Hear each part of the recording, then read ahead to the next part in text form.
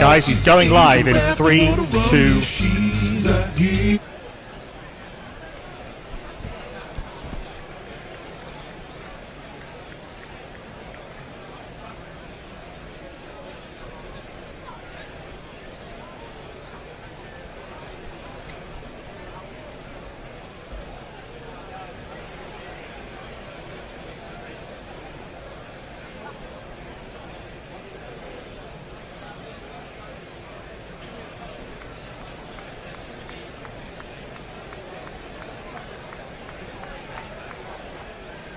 ever so shortly. Nestle Boy is also with us on social media, and 2 West Indies batsmen are on their way to the middle. The score is 35-3. Is it 35-4? Do we expect John Campbell to come back after perhaps breaking a toe? What do we think, Dave?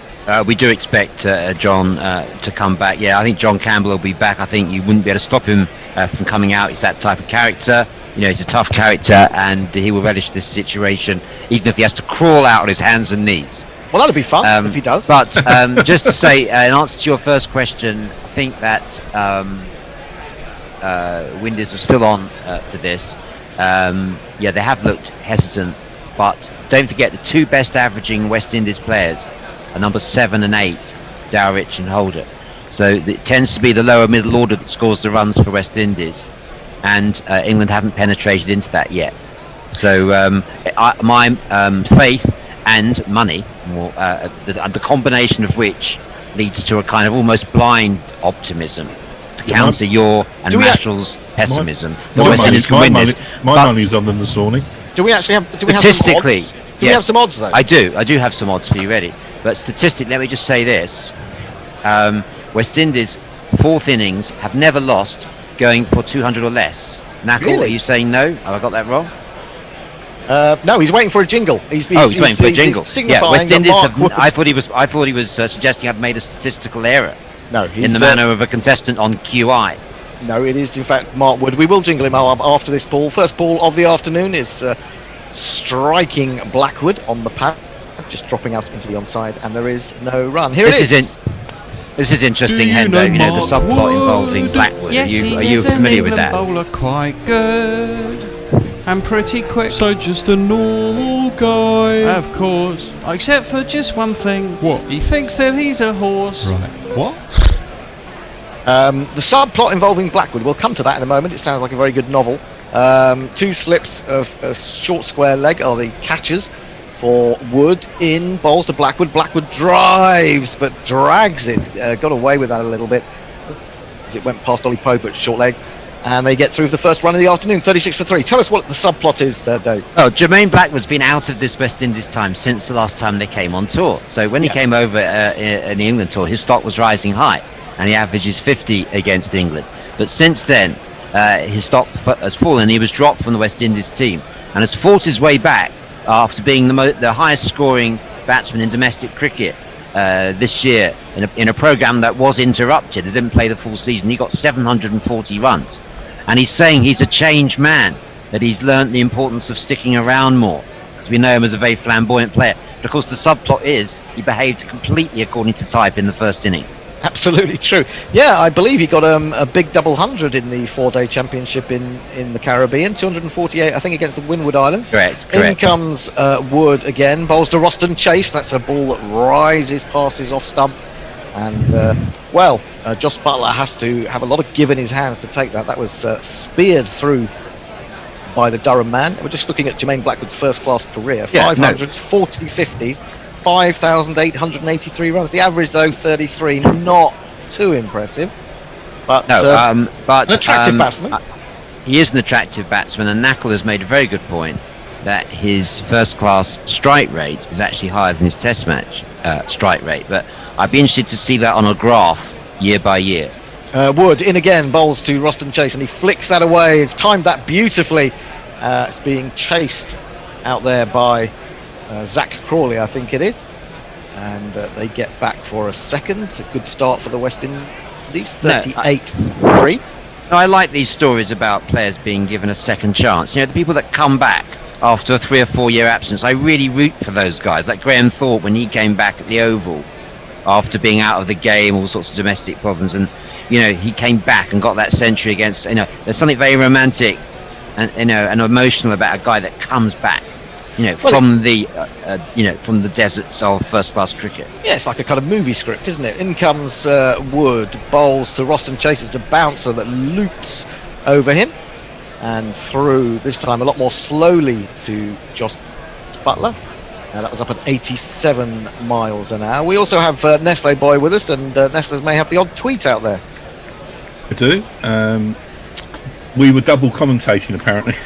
Yeah, I know. Well, that's because Dave didn't observe a jingle silence.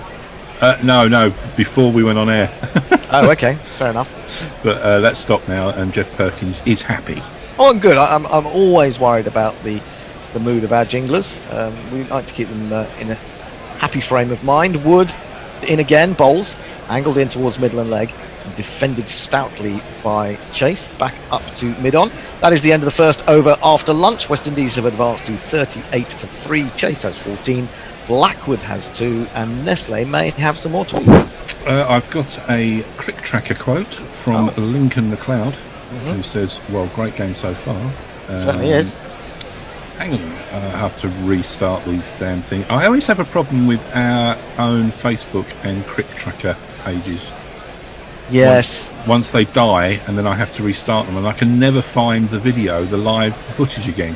Yeah, it takes some digging out, doesn't it? Yeah, but Can I just say, while Nestle's looking for that, talking of Jeff Perkins and our jinglers, can I pay my personal respects to them, Hendo? Because I think they're such a fantastic part of guerrilla cricket. And in the world of the eerie silence of BBC Test Match specialists, so one really appreciates the music that the jinglers provide, Absolutely. They are talented people. Thank you, now, Mr. Perkins. Dominic Bess is going to start after lunch. Bowled a couple of overs before. Got a bit of turn. It's coming into bottom Blackwood. Blackwood plays this with the spin towards mid-wicket, and there is no run. Yeah, he had a strong appeal against Roston Chase, which just too high. Of course, it would have been given out had the umpire given it himself. Went to review. Once he didn't. Bess comes in again, bowls, and this one is played past the man at forward short leg again to the man at mid-wicket. To be fair, Hendo, that is the first decision to go against West Indies since the match started. To go for West Indies, I presume you mean? Yeah, to go for, sorry, yeah. Thank you, well pointed out. He's in again, trying to turn this from wide outside the off stump, and he does. Defends it well into the ground. But Bess is looking the real deal to me, and it looks to me as if perhaps there is a little bit of breakage of the top of the surface. That ball that really ragged back against Roston Chase took a little bit out of the top. He's in again. He bowls to Blackwood. Blackwood plays it past the man at short leg to his right this time, but it's fielded and there is no run. Yeah, Carlos Brathwaite on BBC gave it away that Roston Chase is not that comfortable against spin. That went straight to the England dressing room. I imagine it would have done, yes. Bess in again, bowls to Blackwood. That pops up off the pad. There's a shout for LBW. Then there's a leap by Ollie Pope. I'm not sure that he actually took it cleanly, but it looped up.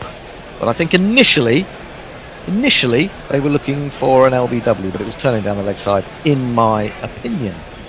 He was more specific, actually, and said it's off spin that Chase has a problem against, not leg spin, which is more prevalent, actually, in the Caribbean. No chance for Joe Denley then. He's in again, bowls to Blackwood. Blackwood drives nicely, but straight to extra cover. And that is the end of the over. Maiden, 38 for 3. Chase has 14, and Blackwood has 2. Any more tweets? Oh, I think at the moment our social media people have fallen asleep after a nice lunch, but we have had a couple. Subtle Knife is with us.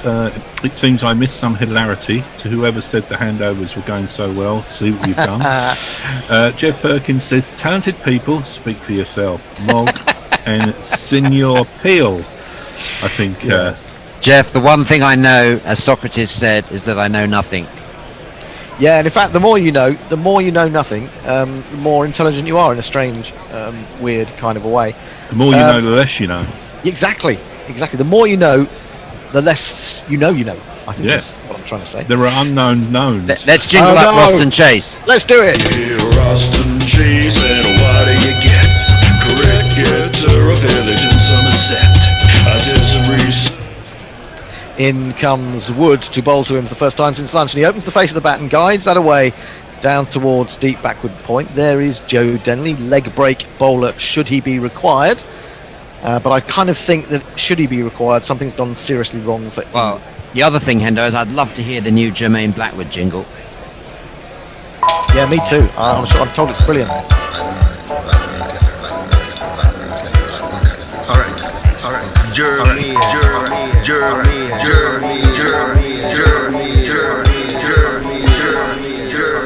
Jermaine Blackwood. He's in, and onto the back foot he goes, and he forces well. Lovely shot, that is. It will be Denley who finally gets round to it. A long chase for him around the boundary edge, and they get back for 2 more. Blackwood That moves was 4. West Indies super 1 shot. for 3. Super Yeah, lovely shot, shot. Hendo. And an even more super jingle. That was a fantastic jingle. Is that one of Jeff's? I think that may be Men with Ven, actually. Oh, men with... Oh, fantastic. I'm sure Jeff would agree. I'm sure he would. So Blackwood moves on to 4. Chase has 15. 41 for 3. The target, you may recall, is 200. In comes Wood. Bowls to Blackwood. Oh, it's a beauty! He actually got that to swing away. It was full, and it went past Blackwood's forward push. But unfortunately for Wood, didn't just take the thinnest of edges. I sometimes think this about Wood. He's a little bit of an unlucky bowler. And... I think he would have a better average if things just went for him a little bit more. That was an absolute corker. It really was. And this is a man, Wood, who doesn't necessarily swing the ball that much. Blackwood's But that going to one have to certainly do went. better. Yeah, he's going to have to do better than that, I think. Sorry. Yeah. Anyway, here he comes again. Bowling to Blackwood. Much more diminutive than Chase. And he turns this into the onside. Easy single. They jog through. Ollie Pope does the fielding. And West Indies move to 42. Trouble-free, or relatively trouble-free at the beginning of this second session. Is this ominous for England? Well, I think if Blackwood can stay, say, 40 minutes, he'll score, say, 40 runs. And if there's, say, 20 or 30 at the other end, that would put them on 110, which would be good going. So I think Blackwood will score a good strike rate. If he stays in for 40 minutes, West Indies will be into double-figure run chase. Yep. That could well happen. Here comes Wood again. Bowling now to Roston Chase. He's in. Outside the off-stump. He has a drive at that, and again it just shapes away a little bit. I think Roston Chase should have been ignoring that, to be honest. But he went after it. He was tempted, and it went a little bit further. But again, the all-important edge eluded Mark Wood. And Roston Chase lives to fight. There's been a massive outbreak on social media in Caribbean of extreme pessimism. Hendo, you'll be pleased to hear. You'll be pleased to hear. Comforted to hear. Yeah. The West Indies fan is always the first one to give up on his team. They've already written the game off. A lot of them. Well, I mean, I've written it off for England. Here comes Wood. Bowls wide of the off-stump, too wide this time. Roston Chase wisely has nothing to do with that. And that is the end of the over. West Indies 42 for 3. Chase 15 and Blackwood 5. More tweets, Nestlers. Martin is with us. He said, shouldn't it be called a vector nowadays? What, the delivery, the ball, a vector of disease? I'll see if I can get that into commentary at the next over. Slide it in. I will. I think I'll just slide it in. Just slide it in. Someone wants. Do you remember those days, Hendo, where you could just slide in stuff into a broadcast? Yes, to do it a lot, happy though. days, happy days. Now it's all data. It's all data now. Yeah, I'm not a big fan of data, I have to say. It's too complicated. It means looking up too many things. Data without thought is mere net entanglement. And Oh, I like, was that Shakespeare? Robespierre. Okay. 42 for 3 is the score. Bess will continue with a forward short leg and a slip. He's in. He bowls to Blackwood. Blackwood meets this at the full face of the bat, pushes it towards the mid-wicket region, and there is no run. But I think Bess could have something to say here today, as the ball gets a little bit softer and the shine goes off it. He might be the crucial man. He's in again. He bowls to Blackwood. It turns! Oh, he's diving forward there, Stokes, at slip. Thought perhaps there was an inside edge onto pad. Then it looped backwards. Not sure whether he was accurate in that, but he certainly wasn't going to avoid or ignore the chance just in case. So another look at this. Have a look at this. It has taken a little bit out. I don't think he got an edge on that, to be honest. So I'm not sure I like this Mark II Jermaine Blackwood. I think I preferred him when he was going for his shots. well, he may be tempted to after a ball like that. In he comes again. Bess bowls it up outside off stump. He drives, pleasant drive, but straight to extra cover. There is no run. I'd like to be able to do a pleasant drive.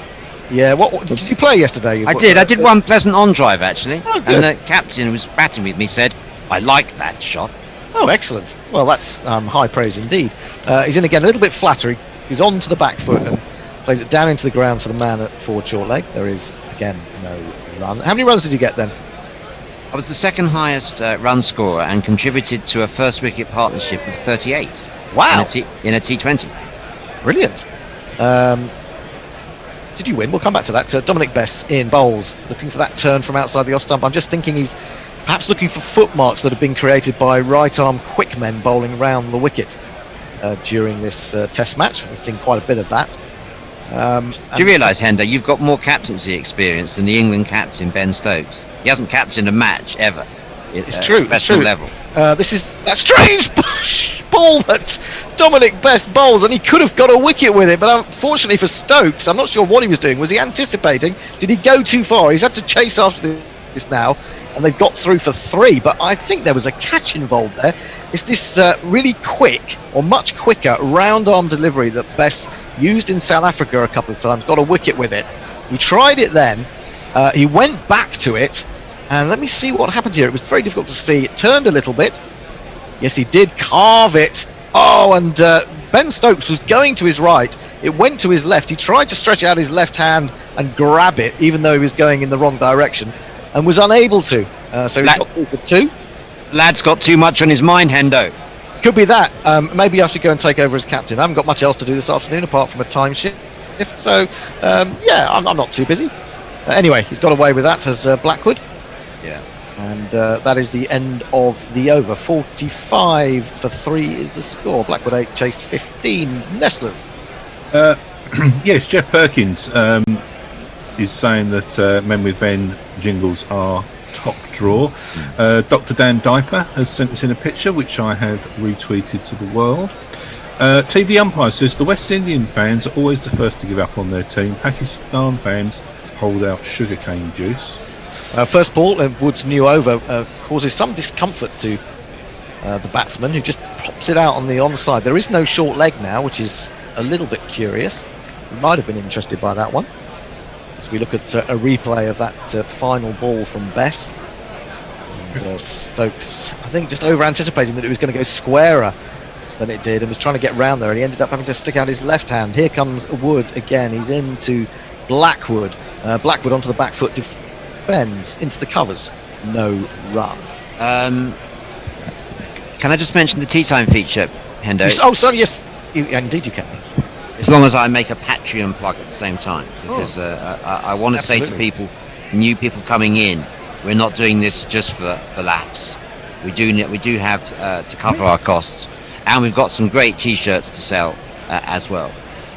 So keep cricket free, but we do charge a subscription to big supporters like you guys who are coming to us from wealthy areas like Oxfordshire. Wolvercote Cricket Club. One Patreon, please. We'll come back to it. Wood goes wide on the crease, throws in the Yorker, toe-ended by Blackwood as he attempts to drive, but there is no run. Yes, you can see the wonderful T-shirts being held up now by Knackle. That's one from the World Cup last year. It's an absolutely beautiful piece of work. Do you know what I love about that T-shirt? Go on, tell me. It's size. It's voluminous. It is such a pleasure not to have to wear a skin-fit, skin-tight T-shirt. Well, yeah, but that's because you're relatively slim, though, Dave. If you were extra large, like some of us, then they need to be voluminous. In comes Wood again, bowls full, driven, lovely shot. That's class from Blackwood, and that is going to fly away to the extra cover boundary for one of these. 1 2 ka 4 4 2 ka 1. My name is Lakhan. My name is Lakhan. But back to that tea time feature you were talking about, Dave. What are we going to hear? What are we going to see? after I described this sumptuous cover drive from Jermaine Blackwood, who's a player who I've always rated. I've always believed he should be back in this West Indies team because he goes for his shots, and he has scored a Test century, and there aren't many people in the Caribbean right now who can say that. So I think it's good that they've gone back to the 31-year-old. To say that he's the West Indies Joe Denley is really unfair, Hendo. I certainly didn't say that. Never have said that. He's nothing like Joe Denley at all. Although there were interesting comparisons made by the Caribbean podcast. He's in again, down the leg side. That's poorly directed by Wood. It's come off the thigh pad, I think, and will give them a leg bye. I love and that gorilla. West Indies. Sorry, Hendo. I love the Gorilla Cricket spin-off Caribbean Cricket podcast. Absolutely. And I know all the airtime you've been given it. You must have negotiated a healthy equity stake in it. Should have done, really, shouldn't I? Also, I should have taken a stake in County Cricket Matters, because I understand after yesterday's chat that one or two more sales were made. So, you know, I'm ready to receive my 25%. Well, meet us halfway, Hendo. Buy a copy first. I can't buy a copy outside the off stump, left alone by Chase, and that's the end of the over. I can't buy a copy. Well, I've tried to buy a copy of Annie, and she's tried to send it to me twice, but something is wrong with the post from Exeter to London, because it has not arrived. So I've had to make do with the online version which she has sent to me. So that's what I have to do. Neymar Butland is with us. Hello, Neymar. He's just woken up. It's not even 6 a.m. here in Los Angeles. I'm confused. Someone got hurt and now we're winning. Is Donald Trump nuts? Please edify me. We'll edify you. Well, how is it in LA? I mean, what is lockdown in LA like? Is it still ongoing? I understand California is one of the worst affected states. So it'd be interesting to know that. Adam Etiek says that's the 17th time on Sunday afternoons that Hendo has said he doesn't like data since records began. Hey, very good indeed. We'll come back. We will come back to what's happening at sea. We will come back to what's happening at sea. Yeah. Sorry. When we get a chance. We're halfway through that was much funnier. That was much funnier than your original remark, Hendo. Well, that's not surprising. Best bowls to Blackwood, who drives to extra cover. There is no run. 50 for threes. It's got 150 more required for West Indies to take a 1-0 lead in this series. 7 wickets now required by England. A little hop at the beginning of his run, then a little bit of a walk, then again into his action. Back goes Blackwood, cuts and starts to run the first very quickly indeed. He's going to get back comfortably enough for the second, as the man at backward point has had to come in and move to his left. That is Chris Wokes, who is on for somebody, presumably, has just walked off for a little while. Don't know why. It may have been Mark Wood, who was falling over at the end of his previous over yet again. I mean, he wouldn't do very well on Horse of the Year show, would he? I mean, he'd have about 25 full. He's in again, bowls driven. Splendid shot from Blackwood. Signs that his confidence is growing. We're not asking. And out there again, has to do the fielding, and they take the one. 53 for 3. I wouldn't mind if we were asking him to win the Horse of the Year show. All we're asking him to do is to stay on his feet for 6 overs, a test match. Yeah, it's not much to ask, is it? It isn't, is it? It isn't. I'm trying to think of what they used to call some of those. They have the wall, don't they? That's the wall is the most difficult one, right at the end. And you think they're going round for a clear round, and then suddenly they just scuff off a little piece of the wall. In comes Bess. So we're talking show jumping. We're talking. Oh, we should be talking dressage in a minute before we know it. This is going to be another single to Roston Chase this time, as he eases the ball out to Wokes, who's been kept busy as a substitute fielder. And the score is now 54 for 3. Blackwood back down to face Bess. Just 2 close catches for him at the moment. Bess is in again, bowls, and he turns it with any spin straight to the man at short leg, all the way along the ground. There is no run. 21st over of the innings. It may be that this really is a new ball pitch, early wickets with the new ball, but then it becomes more difficult for the fielding side, especially in this sort of sunny weather. I think it was a full toss in the end, but he got it very low on the bat, tried to drive it, hit the man at extra cover, and that is the end of the over. 54 for 3. Now finally, Dave, can you tell us what's happening at tea? Well, two things. Without going off on some tangent. Recreational cricket is back, and Toby Radford is joining us. As you know, he's been with us for this entire test match. And he's going to be back with us at tea time to analyse your videos and your stills that you send us about your experience of recreational cricket. Or I said, look, are you sure you want to do this? Because we've got people who are fairly low standard, below what you're used to at the elite level. And he said, no, it's fine, all abilities. I said, are you sure, all abilities? He said, yes. I said, look, to prove it, would you mind looking at my batting? And he paid me the full respect as though I was Andrew Strauss and gave me a full analysis of it, Hendo. The fact that I played for Wolvercote thirds.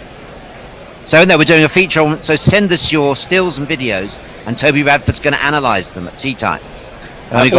All abilities and no ability, that's what he'll be looking at. Knuckles waving like a madman. He is waving, and it's time for a Jimmy Anderson jingle. That's why he's getting so expressive, as he's coming in to take the place of Mark Wood.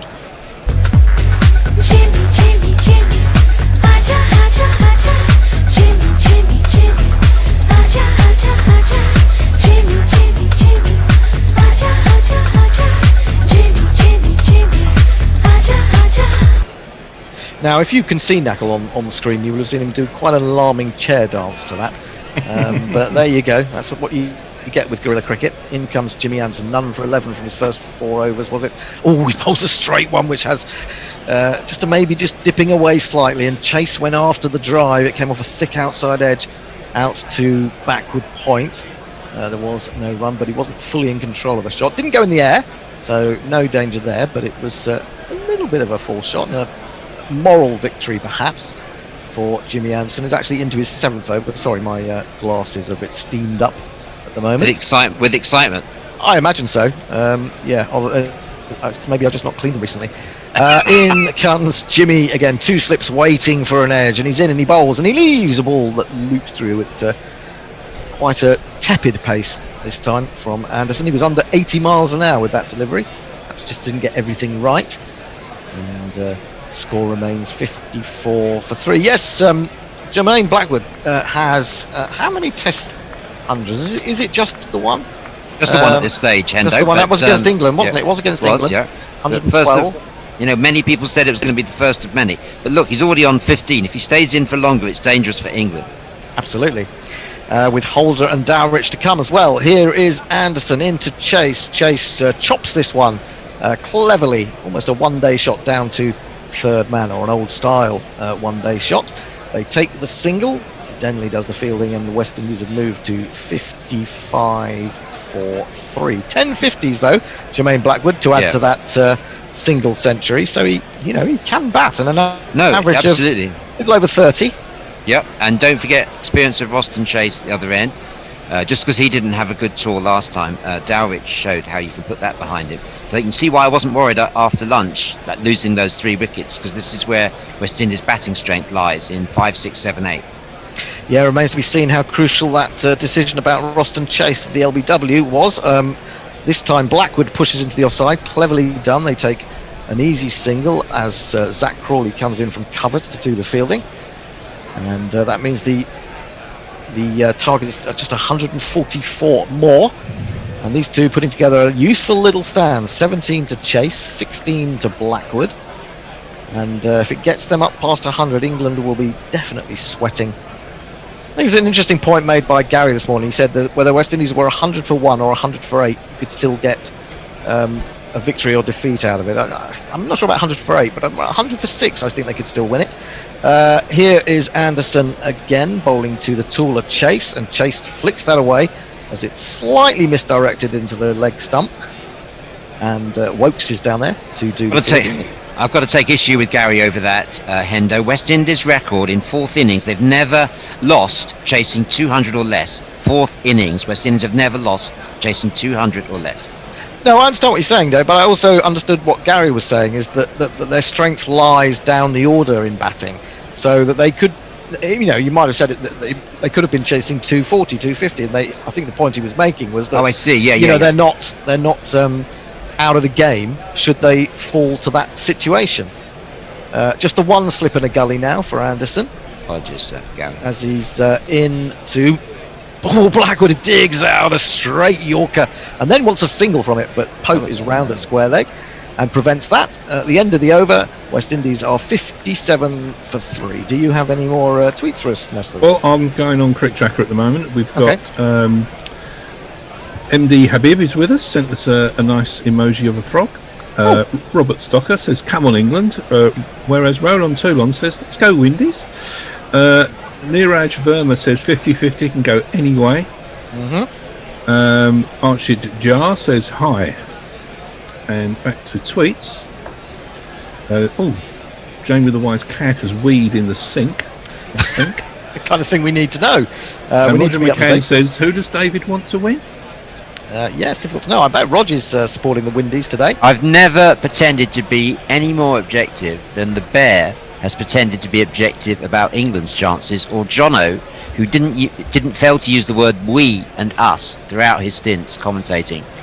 And wonderfully commented as well, but he was clear whose side he was on, and I'm very clear whose side I'm on. I'm just on the side of cricket. Then comes Dominic Smith. Also Roston Chase. The Roston Chase drives up to, or flicks up to mid-on, and there is no run. Now I just saw Jofra Archer going up the steps as well. So does that mean that England have got two subfielders on? Sammy Curran is out there for sure. So I mean, within 15 minutes of coming back from lunch, Wood and Jofra Archer have gone off for her. They're going to get a couple of runs here as Chase opens the face to Bess and glides it down to backward point, deep backward point. Wokes again. Yes, and two subfielders on for England, and two of their fastest bowlers, it would seem, in the dressing room. What on earth is going on out there? I can't be bothered.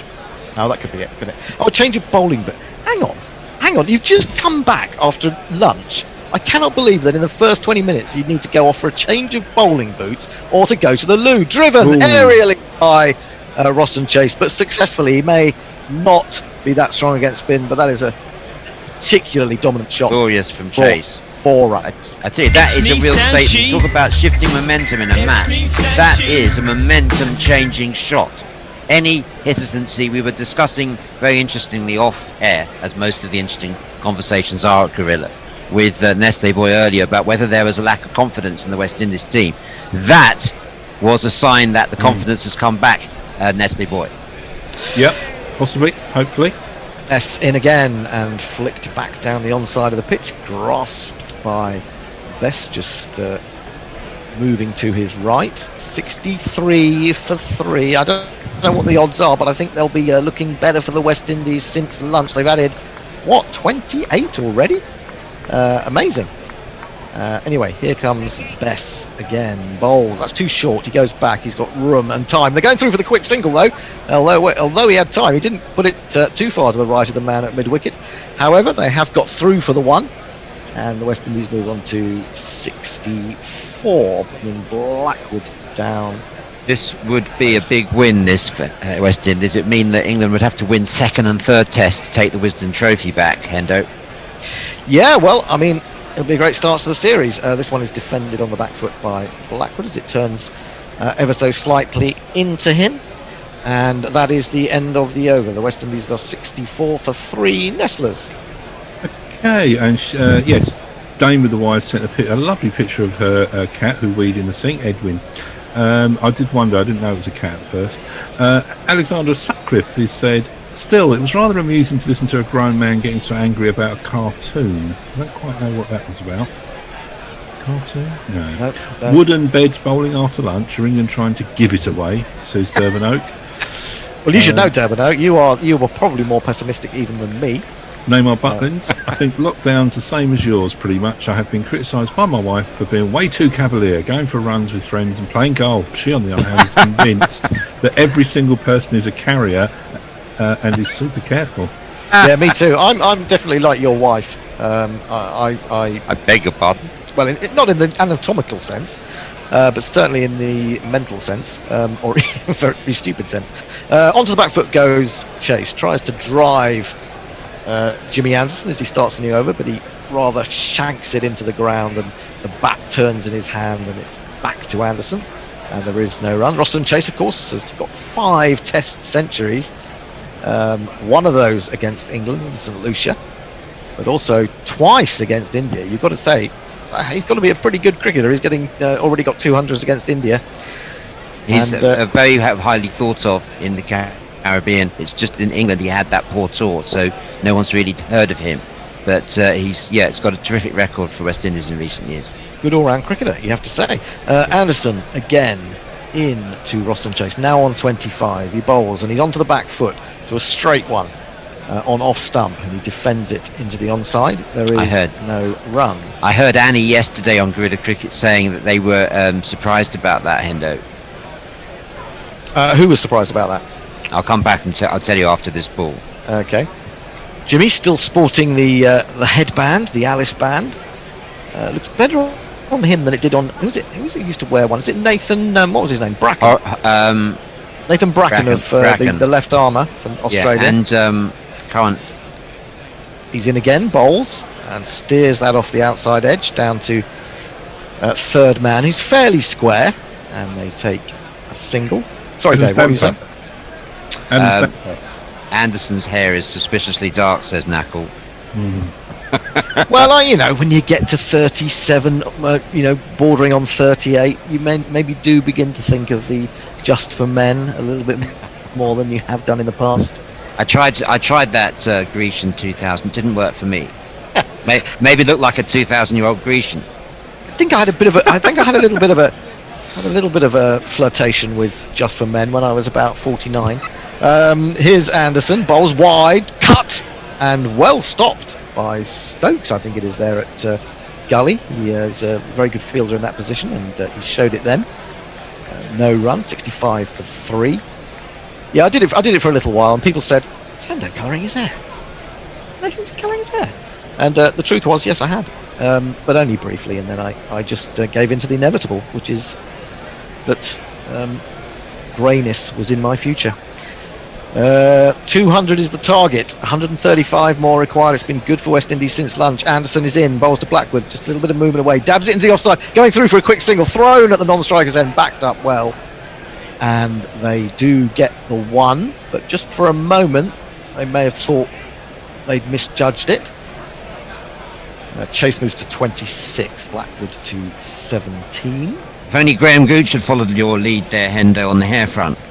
Well, there's a difference, isn't there? I mean, once you start to lose your hair, now that's there's not a lot you can do about that unless you go to the Wevo Shaughnessy 11, who were one of the teams that took part in our Dice cricket. Was Gooch in there? He was, yes, absolutely. He was captain, I think. This one comes back from Anderson. It's good length delivery. It's well left by a Roston Chase. And that is the end of the 24th over the innings. The score is 66 for 3. Nestabers. Yes, Morgan, Jeff are having a go at us for saying that they're really talented, but they are. Messages says things you don't expect to hear. False modesty. On Gorilla Cricket number 41, I'm very much like your wife. And I've been quoted out of context a couple of times today, it has to be said. Oh, well, always. Anna Forsyth says, Cook was on a 5 Live update, heavily implying Jimmy had dyed his hair yesterday. Thank you for that. Thank you. Adam Etiette says, how much of a paper nation would it take to get Hendo to go back on the Just for Men in time for the next test? So well, I might put that in my next. Sam Curran, change of ends. Oh, sorry. I think Knuckle, Archer has come back. Has come back. Ben Stokes is going to take over, and he's going to be bowling to Jermaine Blackwood. Stokes is turning to himself, a bit like Jason Holder did earlier, or certainly late yesterday, when it was looking like England were in a very positive position. Jingle. Yes, indeed, jingle. I got up in Stokes, and he called me a I do like him with a bit more hair, Stokes, actually. He doesn't look quite so fearsome. Defended on the back foot by Blackwood into the covers. There is no run. I can only imagine that Nestor boy watching football on another screen as he's just leapt with excitement. Said he punched my said I made him.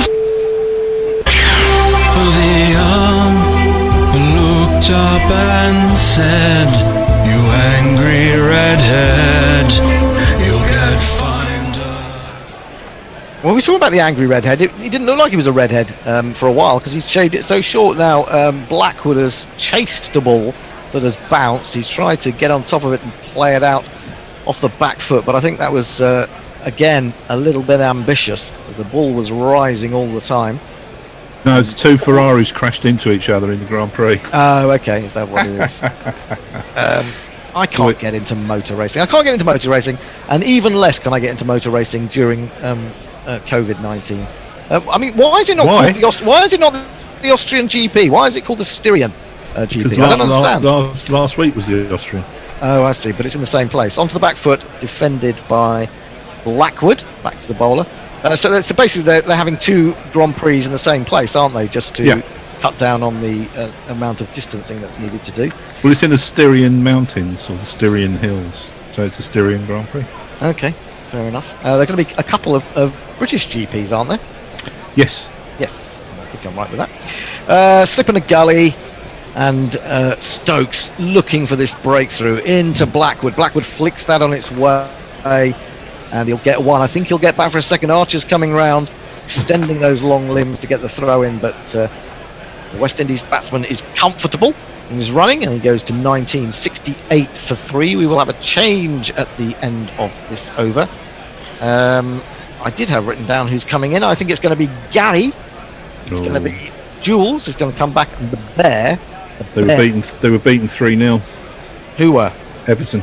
Oh well. So no doubt he'll be bemoaning that fact when he joins us. In comes Stokes. Bowls a short one, which Blackwood evades. Just tucks up, fetus-like, and allows it to go over his head. And there is no run.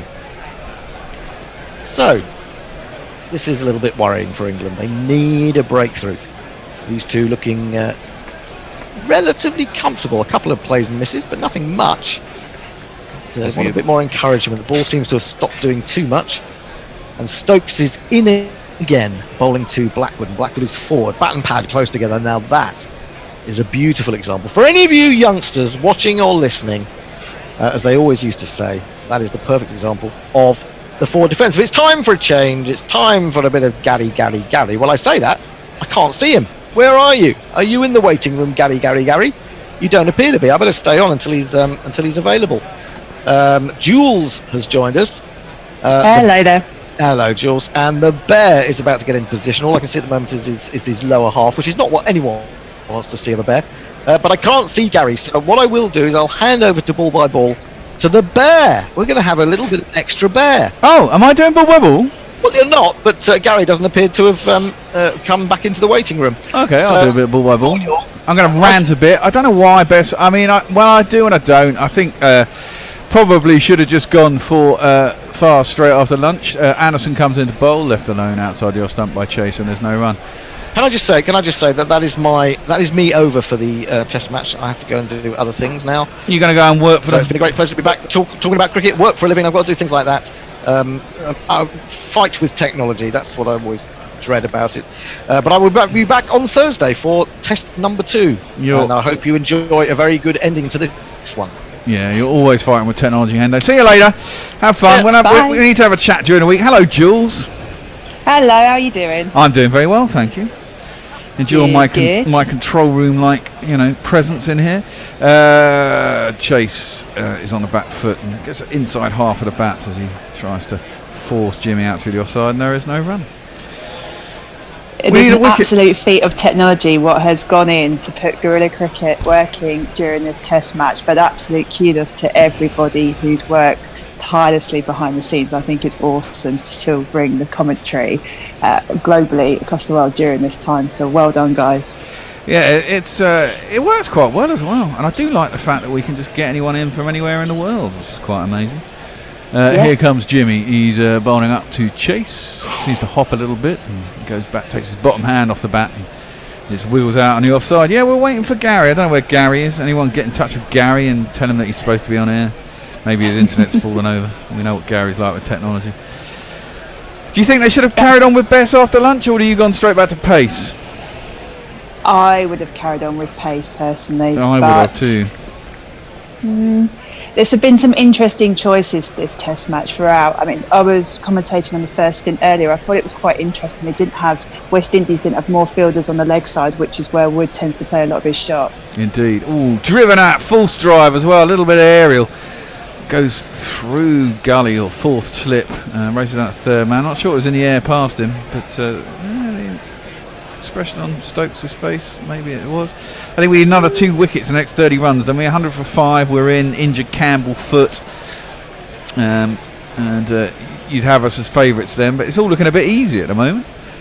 I'm not with you on this, because I was listening to a really good stat the other day with Holder. It was the last 10 tests he averaged over 40 with the bat and something like less than 20 with the ball, and he's only one of 5 cricketers to be in that league.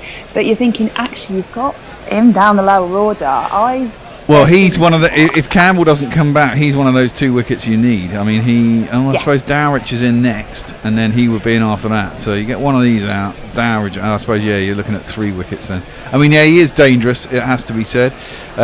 Jimmy in cramps. Blackwood up a little bit. Tries to work it in the leg side. Thinks about a run. Roston Chase isn't interested. Jimmy fills us with his own bowling, and there ain't no run. Quite interesting. The ball is really spitting up a bit. He's bowling it quite full as Anderson at the moment, and it's sort of really going on the defensive shot here is Blackwood. So it's going to be tight, but my money all the time is on West Indies. It really is. Yeah, I mean, it would seem 200 does seem very much within scope. But those 3 quick wickets, you never know quite what's going to happen in a cricket game, do you? It can all go horribly wrong very quickly, and as an England supporter, we know that is the way.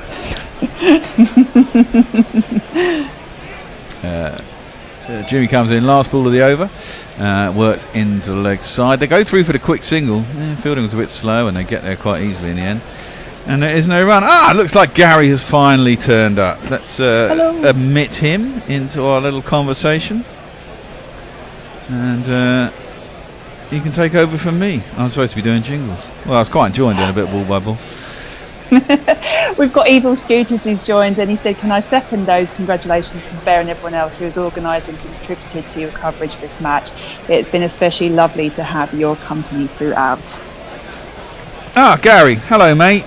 Yes, I don't know what was going on there. I thought it was on at 2:30, but obviously I've got it wrong. I was absorbed in the Test match. Well, you're not reading your what are they called, rotors correctly. That's the one. I think I was, but I got it wrong. You're here now, and that's the main thing for everybody. The main thing is, of course, the cricket. We've got a Test match, haven't we? We really have. It's 70 for 3 to West Indies. They are chasing 200 as a target, and I think if these 2 are batting at T, the West Indies are favourites. Yeah, 100% agree with you there. We've got Archer on the outfield, sort of doing a crazy sort of pseudo extreme basketball routine with a massive ball. Fair play to him. I can tell you and what Stokes is in, and this is touched, one might say, to the extra cover area. There is no run. I think I am on ball by ball. I think that's what Hendo said. Yep, you are on ball. No, Jules, in my lockdown fitness parade, that would be called a medicine ball twist. Oh, get you with your lockdown fitness. Absolutely. I thought the medicine ball twist is when you're on the ground and you're sort of... Well, no, effectively it's basically supposed to be pulling down a medicine ball over your head and bouncing it. Shawnee T, anyway, that's what Ben Stokes' ball goes down the leg side. There's a hint that there may have been a bit of a bottom edge to that, but there wasn't. It's given as leg byes, and Joss Butler made a sprawling stop, but they got through for 1. West Indies 71 for 3. So Gary, where's your money? Who's going to win? I still think England are favourites because the old story had a couple of wickets to the score, but my mind will be changed if these 2 are together at T. If these 2 are together at T, they'll be nearly there, won't they? I mean, that's late T again. I presume at 3:55 gives them, they'll probably need 60 or 70 still. Well, that would only need what? They could easily get 100 runs in a 2.25 hour session. They should only need about 30 or 40. I thought. Well, I'm not going to argue with you there after Headingley 3 years ago. That's true. But also, Jermaine Blackwood is if he gets in a groove, he's not a slow scorer. And Stokes is short and outside off stump, and England just leaking runs here. In this case, past Gully down to third man, and they're through for a single. You know what? We're not far off as well. Having had the conversation this morning, we're not far off a couple of overs of Joe Denley. I can promise you that. We should be a long way from a couple of overs of Joe Denley. Yeah, I mean that's a last throw out of die, so everything's going horribly wrong. You know? Oh, if there was a bit of glove there, wasn't there? There was a bit of glove. And this is where there'll be an epic Joe Denley fifer, and he would somehow retains his place for the next match.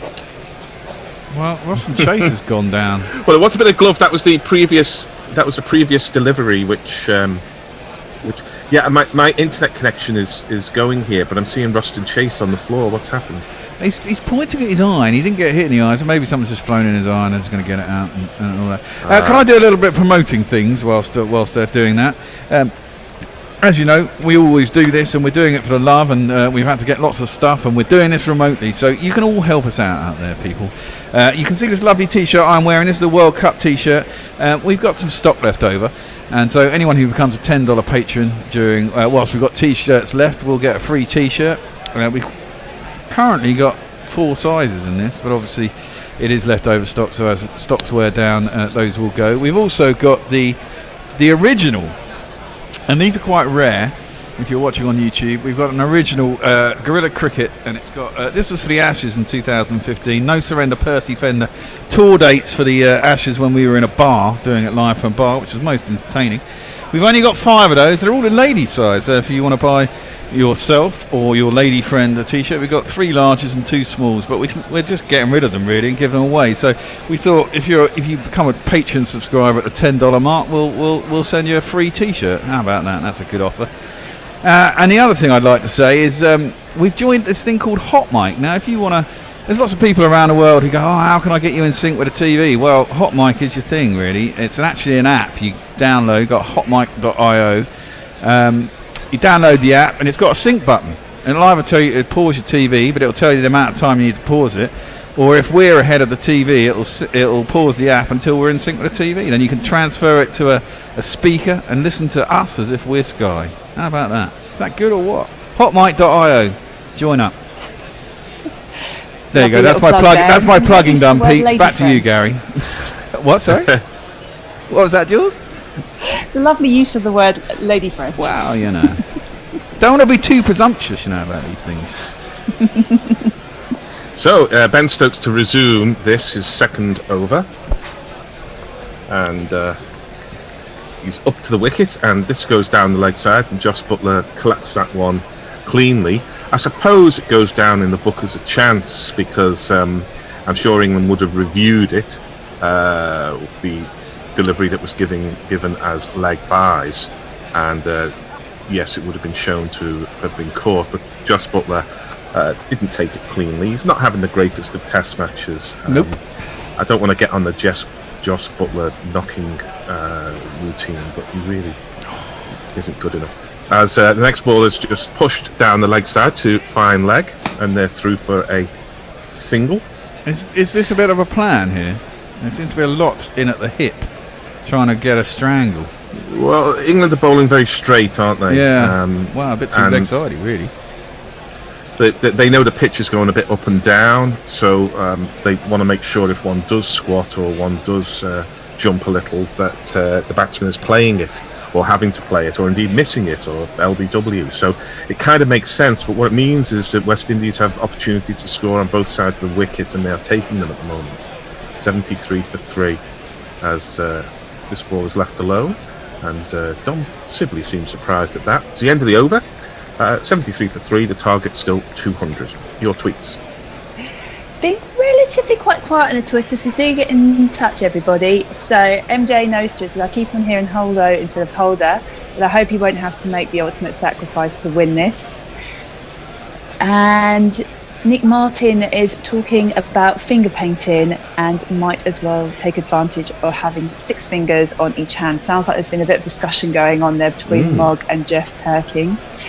And Grits and Grat says, what are we watching at the moment on YouTube? It looks like it should be pay-per-view. Oh no, Gary has joined now. So We're working through bits of technology, and that's about it. Please do get in contact. We're on Twitter at Willa Cricket, we're on Facebook on Cricket Tracker, and we're also going to read out your YouTube comments as well, so do follow us on that as well.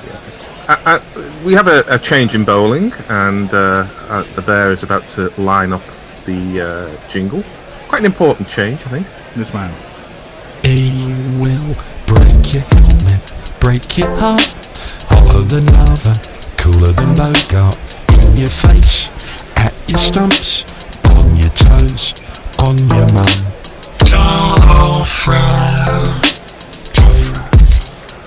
He starts with a bit of a leg stump half volley that was just lent on by Jermaine Blackwood and went to the deep square leg boundary for 4. Showing that England have the plan to bowl straight, but really it's a bit of a loosener. It wasn't quite a half volley, but it's help yourself on that line. It is. That's bad jingle. 1, 2, 3,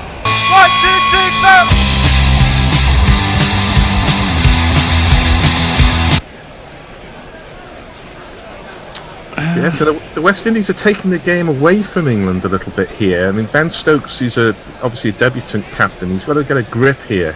England are leaking runs as Archer is in, and again it's gone into the leg side, but there's a man at short mid-wicket just picking the ball up.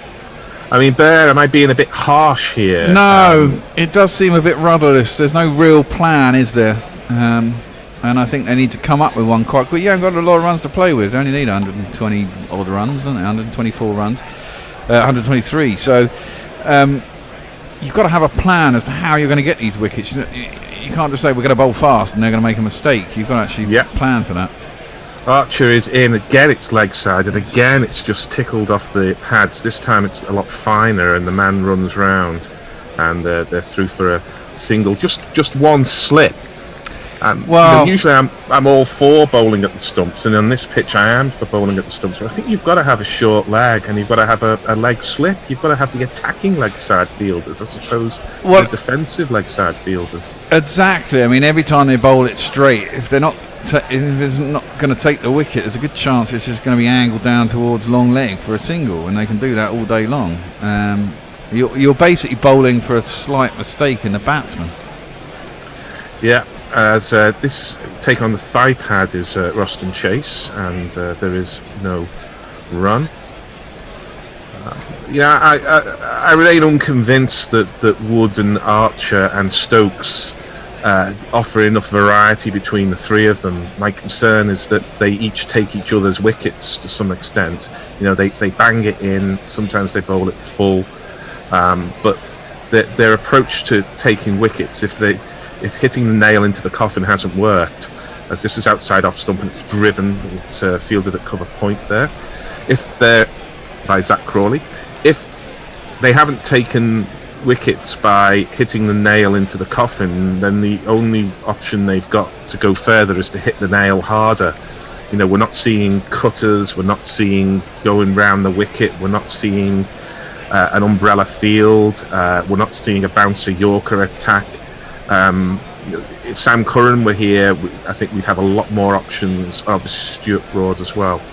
As Archer is in, this is short and it takes a leading edge. That one did get up nastily, but it was relatively well played by Ruston Chase. But because there aren't that many people around the bat, it fell safely, and the West Indies progressed to 78 for 3. Got up, hit on the splice, but it was well played by Ruston Chase. But a silly point might be interested in that.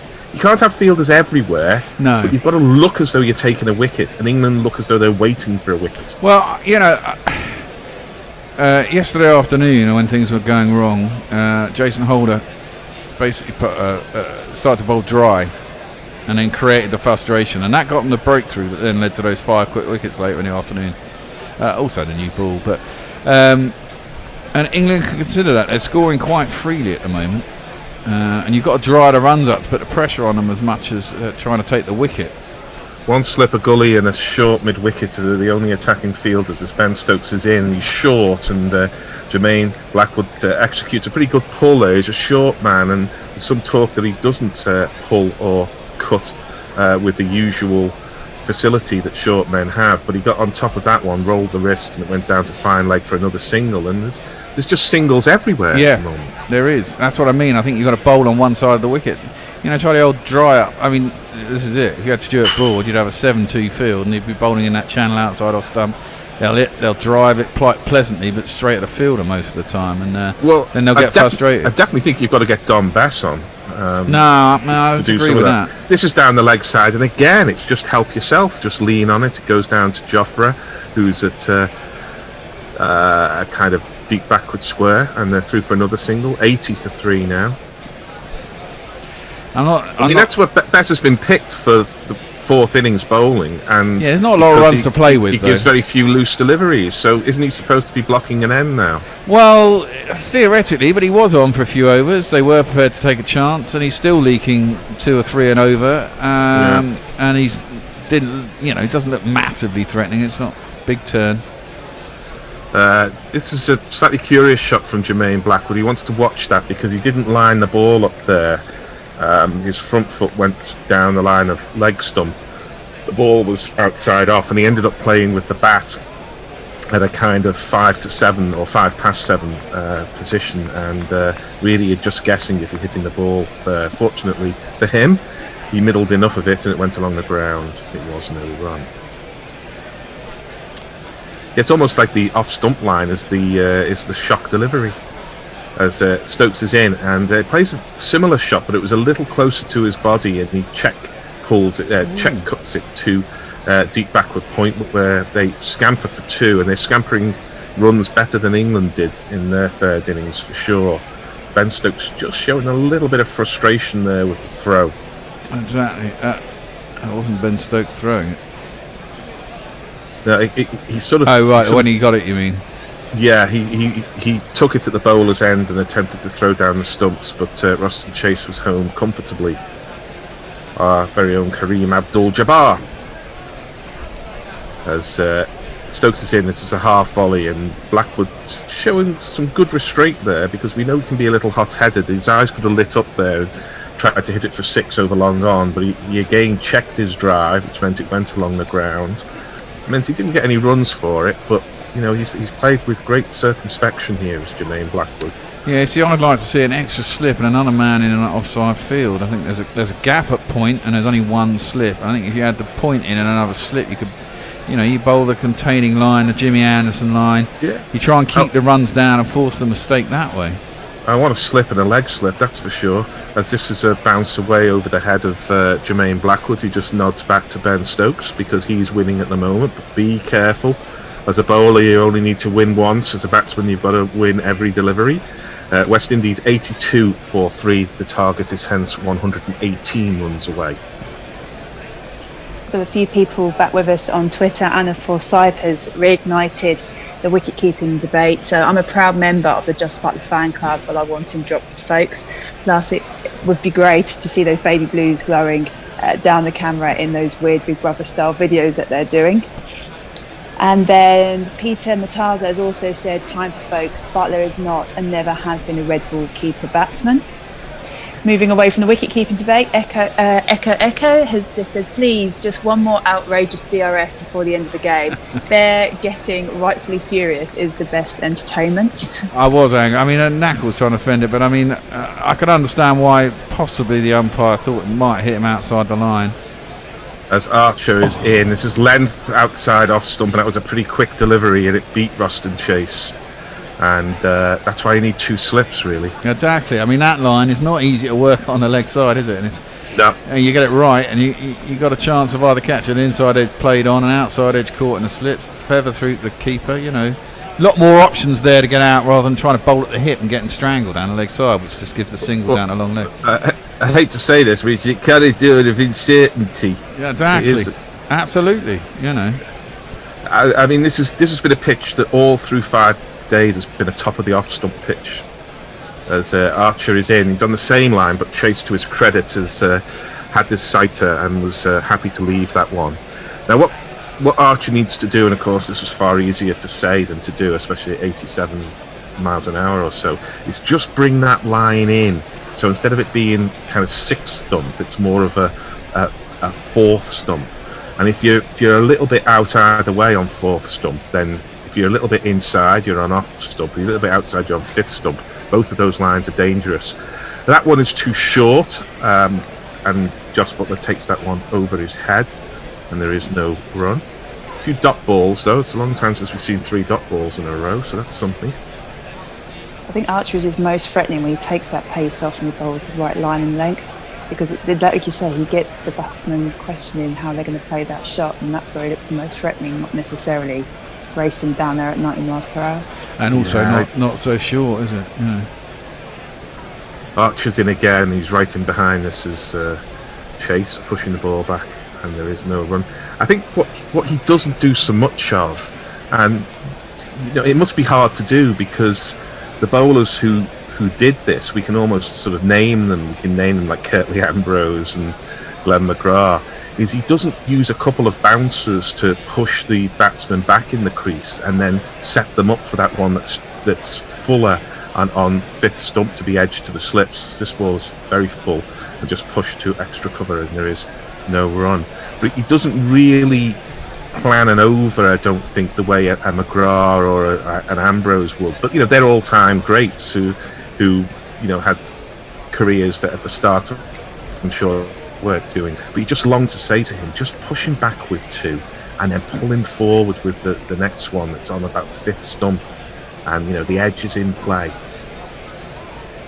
But it is Archer coming in, and this ball is defended from that sort of fourth stump line into the offside, and they've stolen a single to Zach Crawley. And Archer's body language ain't good there. Ben Stokes wasn't good in the last over. England are right in this game here, but they need to believe they can win it, because at the moment the West Indies are the ones showing that they believe they can win it. England are the ones hoping they can win it.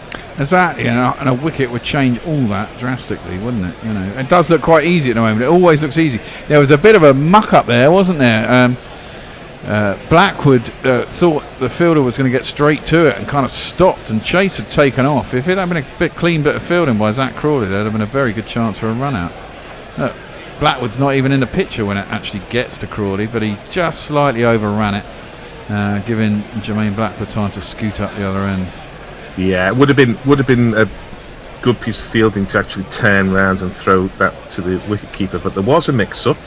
And sometimes run-outs can arrive in a chase at any moment, because the pressure's on all the way through a chase, even when it looks relatively easy as it does now.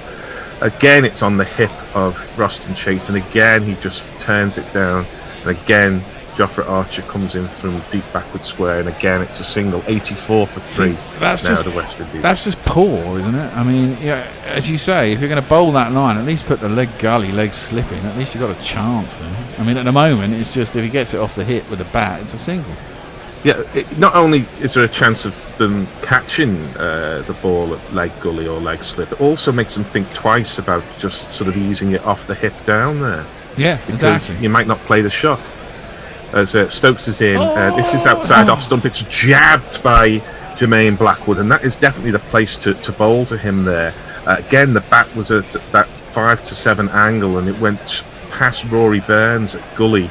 We're waiting for the replay here. It doesn't look like it was a chance, but it was. Like I think it went straight through him. I think. Go through him? Yeah. It did go through him. He didn't. I don't know why he didn't see that, but I mean that's a straightforward catch to slip. That should be. I mean not slip, gully. I mean it was just shoulder height, about a foot to his left. Would it have been a no ball? It would have been a no ball though. So it wouldn't have mattered anyway.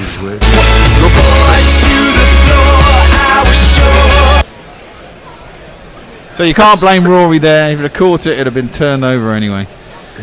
That's twice now England fielders have moved the wrong way to take a catch, and Jermaine Blackwood now is beginning to flow because he's hit that up and over gully. It bounces a couple of times, goes down, and it's fielded at third man. But Ben Stokes did that curious thing, and I know people say it's good to do anticipation, but had he stood still, he would have caught a catch at first slip earlier in this session. And there, if Rory Burns hadn't been moving to his right, then he would have taken that catch. But for some reason, he was moving to his right as the ball was to his left. Exactly. And there's nobody in the crowd. There's nothing to lose it in the seats. The seats are all white. As this ball is a short one and goes through to Josh Butler. It floors Roston Chase on the ground. He has 31, by the way, and Blackwood, after a bit of a flurry of scoring, has 34. That should have been caught, but as we said, it would have been a no ball anyway. They've gone upstairs, it would have been turned over. Well, these no balls taking wickets are just unbelievable to me. And I'll tell you why they bowl so many no balls that take wickets in a minute, but we've got to have Ben Stokes deliver it. Still only one slip and a gully as Stokes is in, and this is defended into the offside, and they grab a single that never really should have been there. I think that's Sam Curran, it's Don Bass fielding through for another one. The reason I think they bowl so many no balls is that, as we know, when they're practicing in the nets, they just bowl no balls all the time, often by a foot, sometimes as much as a yard. And as anybody in any walk of life, or especially in sport, knows, that you practice hard and then you play easy. With bowlers, they do it the other way round. They play easy by bowling no balls in the net, and then try and play hard by keeping their foot behind the line. As this ball is just nudged into the offside, and there is no run. The only thing I would say is it doesn't seem to be an entirely a problem for England, because all the sides do it. They all, in the nets, bowl no balls and then go out in the middle and throw their heads back when they get called by the third umpire for a no ball when they've had it caught behind. Well, I do understand. To me, I'd be amazed if 14-year-olds were doing it, but here they are, experienced professional sportsmen. Well, I think it's easier with the fast bowlers. You know, they're straining to get every ounce of pace out. Spinners should never bowl a no ball.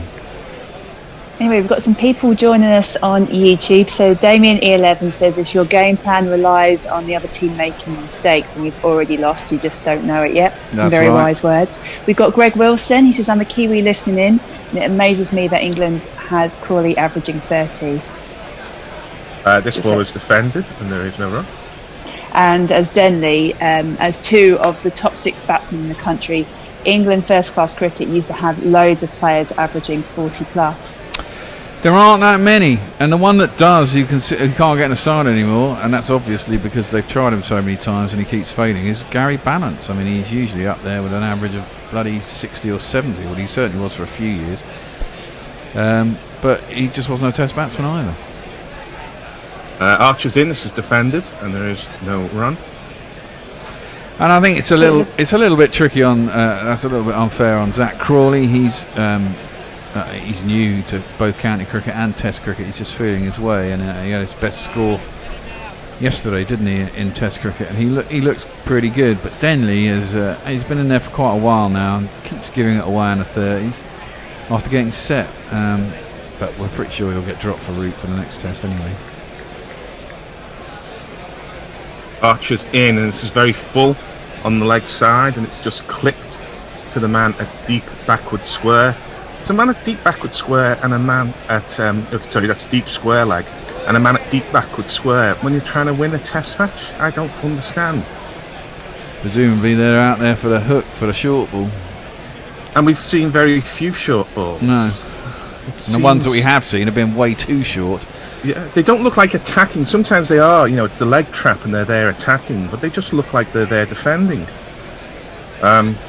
So be it, as this ball is uppercut by Jermaine Blackwood. That's a good shot because there's nobody at third man, and he helps himself to one of these. There's not one boy for me, I must have 2 or 3, I need 4. I'll be going back to the experienced head of Jimmy Anderson here. Yeah. They seem to have lost the plot a bit here, England. The field placing's just, this is not an intent of trying to win a test match, trying to really put pressure on the batters. I'll let you take a quick single, and if we bowl a bad ball, then it's no race away to the boundary. It's not good field placing at all. Archer's in, and Blackwood does play that shot. I think that's the shot that's going to get him out, because he doesn't really line the ball up.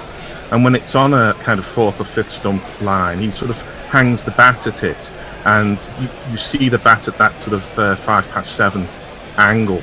And sooner or later that's going to be an edge through to the keeper or first slip. So an interesting stat has just come through on the old Twitter sphere. It's a retweet from Armchair Cricket Podcast, originally from Down the Ground. So Roston Chase averages 42.9 in the 4th innings of a Test match. Gary? This ball is a bouncer, and it's through to the keeper, and there is no run. I'm getting a very jerky feed at the moment, so forgive me if I'm a little late on the ball by ball. It's quite an interesting stat there, actually. I'm a big Holder fan, but I've spoken a lot about Holder there. But actually, seeing Roston Chase and what he can do in that 4th innings, it's this side that's far deeper than a lot of people give it credit for. Well, yeah, I mean, Holder at number 8, he's a quality number 8. His average, what we figured the other day, was over 50 in the last couple of years or so. I mean, Alzari Joseph is no mug at 9 either. We know that Shannon Gabriel pretty much defines the number 11, but England's got to work hard to get 9 of these 10 wickets for sure. As yet, we're not sure about Campbell. Yeah, because he might come back in. We have a lovely Stuart Chilmate, a great umpire down in the Kent Leagues, and said that'll take the pressure off Joe for 10 minutes then. Obviously, a little bit of Kent lovers coming through there. Derek Willis says, as much as I'd love to see Cornwall bowling for West Indies, I'd much rather have Chase in the middle order right now. Mash is yo-yoing in his thing, but his positivity has returned. I'm loving the positive Mash. He said it's in the bag. Oh, those words may be spoken too early, Mash. I mean, I think they should have been favourites for the entire second innings. 200 isn't a massive score to chase. 250 would have been tricky, but 200, I think they should they should believe they can get 200, and certainly now 89 for 3. Yeah, absolutely. I would be back in West Indies all the way, and certainly did this morning as well. We've got BO Max, who's joined us on YouTube. He says, hi and good evening, everyone. Hello to you too. Have we got anyone on Cricket Tracker? No, we haven't got anyone on Cricket Tracker. We are on Facebook Live on Cricket Tracker, so do drop us your messages through there. You can catch us there. You can tweet in about Guerrilla Cricket, or you can also follow us on YouTube as well. So please do check us out on that too. So this is an absolutely splendid partnership by these two middle order batsmen. They're both of whom are, in some ways, you'd expect them to be the other way round. Roston Chase is the all-rounder, batting at 6, whereas he's batting at 5, and Jermaine Blackwood, the specialist batsman, batting at 6 rather than 5. But maybe it's just the way they're comfortable, and they've certainly played with a huge amount of nous here as well as no little skill, and they've set England a problem that always looked a little bit like a problem to me when the sides were named, in that these 3 pacers that England have got, Stokes, Archer and Wood, there's tremendous firepower there, but in the 5th innings on a slow pitch, you sometimes need those cutters, you need a bit of left arm, you need a bit of reverse swing, which was always going to be difficult with the restrictions with the COVID. As we see a change in bowling, as yet unjingled, but the new bowler has been punched into the offside, and a man sweeping comes in. A single is taken. It's this man. Emerge from the county scene where hypnotizes rain. It's Dominic Bess, selected for the low test, the latest in a long line of sinners who turned out to be rejects. Very full and driven again. The man at short extra does the job. So Jermaine Blackwood still resisting the temptation to go aerial. When he's gone aerial, it's been to a vacant third man. So he's playing very well for his team here. And half an appeal there from behind the stumps, but ball just dies in front of Blackwood, and there is no run. We talk about fielding positions here, but I mean, there is easily you can get the quick single here. There isn't people round the bat as you would expect. I agree. Just a short leg and a slip. as Bess is in again, and that's just eased backward of the square, but there is a man there to block it off. It's Joffre, and there is no run. See, I'd be so inclined to get that man at leg slip, make him an attacking rather than a defensive fielder. Yeah. Can't have them everywhere. As Bess is in, and Blackwood again just punches this, and this time it's a man who, it's Rory Burns, and to England's credit there, they've got him tight enough to stop one at mid on there. Too often you see that man 5 yards, 10 yards further back, and a single is conceded. But on the offside, there's no close fielders there. It just seems England have just taken a very odd fielding stance here to your spinner. You want to put pressure on these batters. They're really set in. They could go on, kick on. They stay in at tee. They're going to win you the match. Yeah, I agree. I just don't understand. But I think, this is to some extent shown a little bit of inexperience with Stokes. I mean, this is his first Test match as captain. Some would argue that this might be a plan for the future, and then certainly where it comes to doing the review system, I think he has a lot more of a better idea than Root is at this point. But I just think we need some sort of some tactical nous here, and that just seems to be lacking now the pressure is on for England. Yeah, there was just one ball there to finish off the over from Bess. It was punched to the man at short extra. So Bess, to some extent, did his job there. Having conceded a run off the first ball, he bowled 5 dots. And it's Archer to continue, go slightly wide on the crease, and it's through to Joss Butler, and there is no run. I think we'll do a change at the end of this over. At the end of this over, we are due a change. Al, Dave B, and Tony will be coming in. Dave B, Al's going to be doing some commentary. Dave B will taking over your Twitter, and Tony will be doing your summarising for you people. One slip and a gully. Nobody in Ruston Chase's ear telling him how hard it is, and it doesn't actually look that hard as he's able just to punch this ball back down towards Joffre, and there is no run. It doesn't, but to be fair, England had this yesterday. It looked difficult to start when the ball was very new, but it soon got quite easy, and Zach Crawley and Stokes made it look quite easy yesterday afternoon. Yeah, that's the easiest batting I've seen in this match with the two of them, and then Holder came on and changed the game, which is what your class all-rounder does, as this ball goes through to Butler, and there is no run. Of course, this would have all been very different if that LBW had been given just before lunch, which to me was a travesty. Oh dear, Jeff Perkins agrees. He says, does Stoke appear to be actively captaining or just doing things by numbers? Ooh. Well, he's shuffling his pack of bowlers, but it's the field, I think, which is the main concern. That's a leg stump half volley, and Ruston Chase is not going to miss out on that. But they've scampered well, and they've run very well, apart from the potential mix-up early on, because they're back for 2 there. Ollie Pope way in the deep. Much rather Ollie Pope were under the lid at short leg than conceding 2 on the deep square boundary. 98 for 3 now. The West Indies 2 runs short of making the halfway mark in this chase. This Ruston Chase, as he defends this back to Joffre, and there is no run. What I've liked about the West Indies is you can defend and look a little insecure in your defence, but both these two have looked very solid in defence. There's an economy of movement. The ball's been played largely under the eyes. Jermaine Blackwood has tried to force a few through the offside, but Ruston Chase in particular just looks very at ease at the moment, as he demonstrates by leaving that ball to go through to Joss Butler. It's the end of the over. Chase has 36, Blackwood on strike will have 38. West Indies need another 102. I need a break. You need some new commentators. There you are, cool. I've seen Tony, I see Dave. We'll see you all later, and we should say hello to our newbies. Thank you, Gary. Thank you, Bear. Thank you, Jules. Whoa, we're halfway there. Isn't that on something? Isn't that John Jovi song?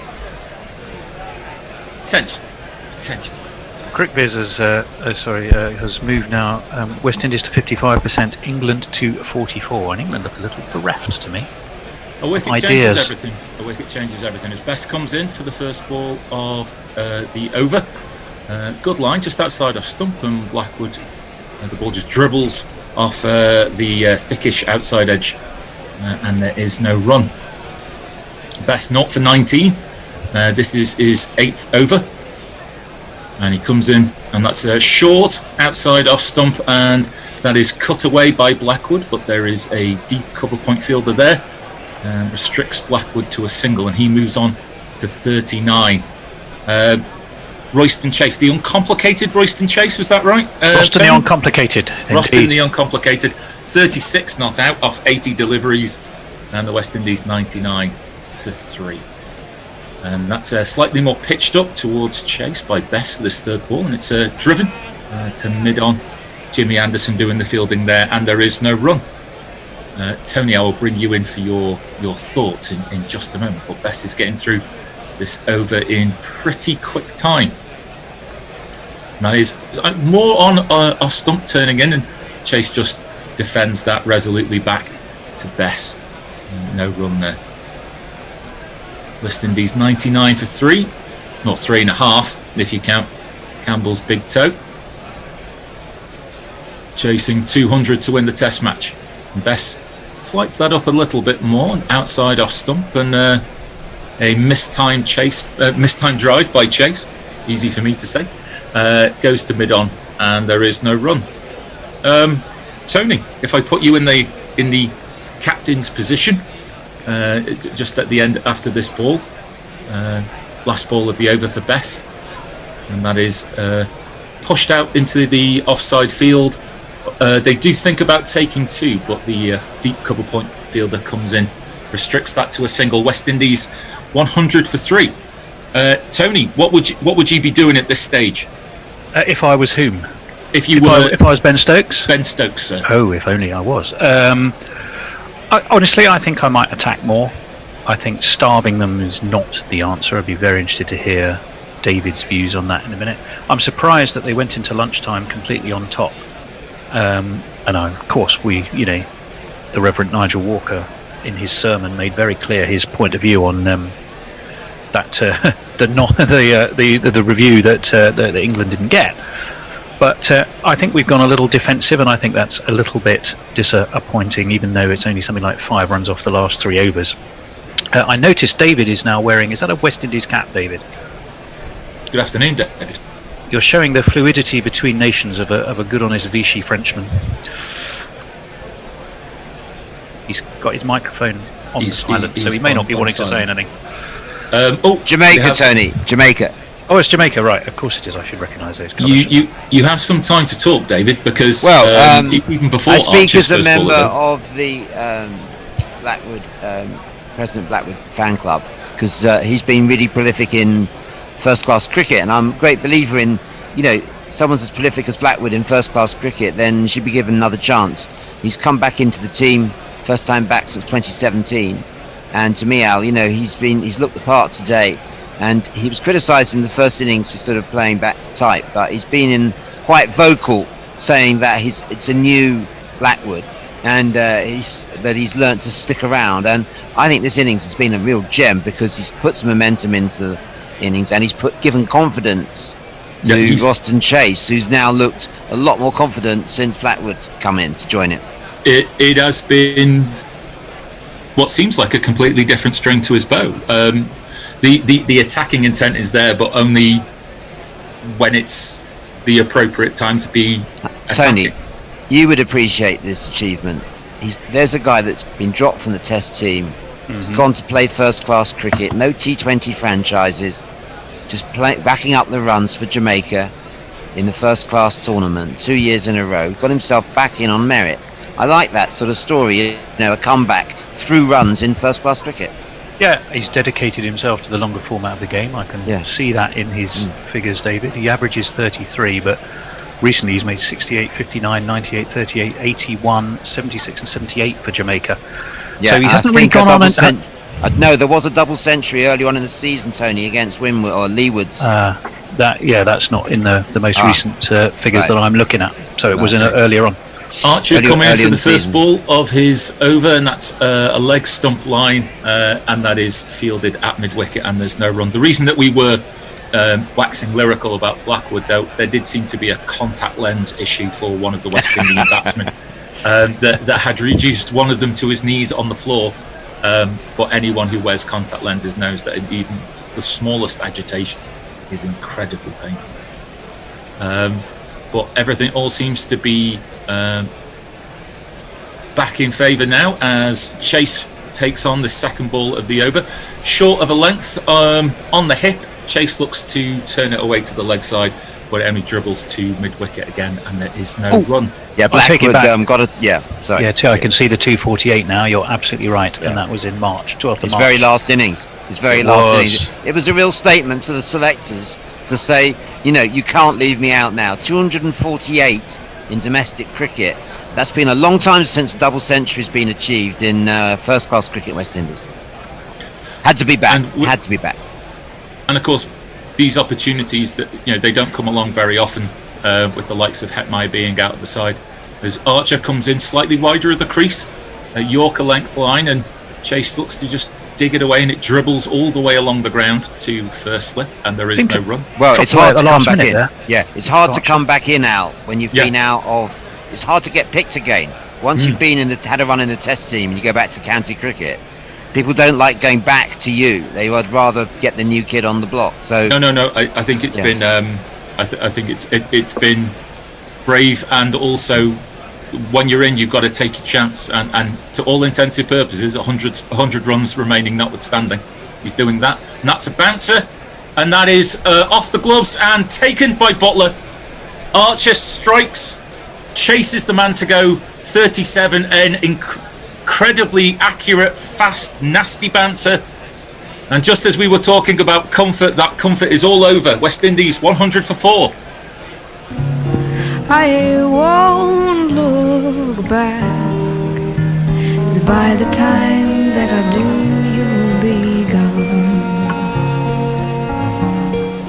I am interested.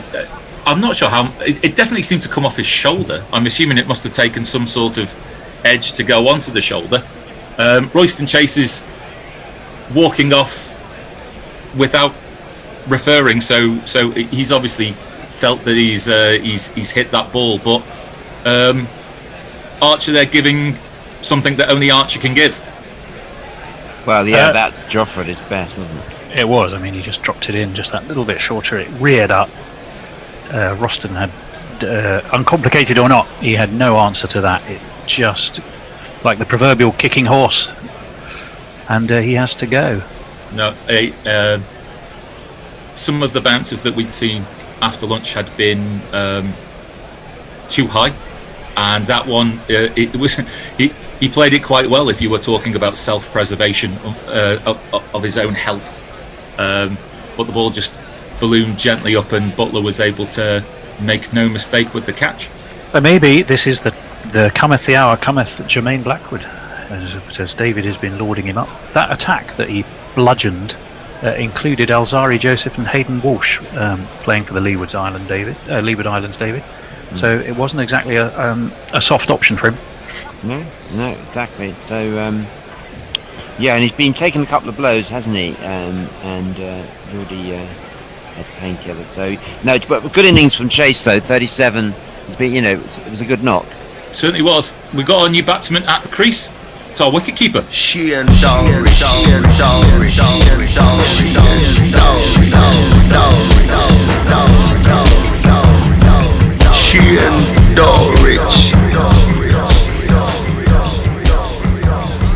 Archer in to Dowrich, who's able to play that ball nicely off his hip behind square, and he'll take a single off his first ball.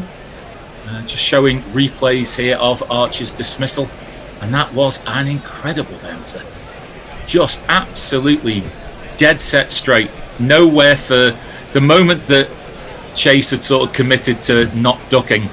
His goose was cooked.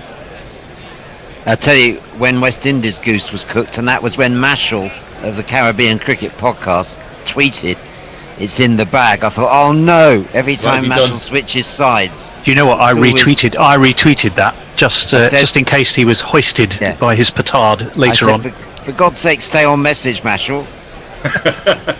Last ball of this 36th over, and that is good line outside off stump, and Blackwood's able to play a straight batted cut, which is fielded by Burns in the gully. There is a single taken off that last ball. Blackwood onto 40. West Indies 102 for 4. David, how are we looking on social media? Yeah, we're good, thanks. Durban Oak says England going down faster than Everton at Wolves. Well, do you still think that, Durban Oak? That was 11 minutes ago. Are you sure? And Barry Goodman says, I can imagine Hendo with that very fake black hair that's more blue than black. Are you talking about a blue rinse, Barry? Messi Jez says, Quick Viz is now torn with England at 47% and West Indies at 52%. Mashal is now in a puddle on the floor. I tell you, the Caribbean Cricket Podcast has been the talk of the town. There's only one thing being talked about, and that's not being talked about, Mashal. Congratulations on the incredible rapid growth of the Caribbean Cricket Podcast. Gorilla Cricket's bastard second cousin. Now with 1,000 subscriptions.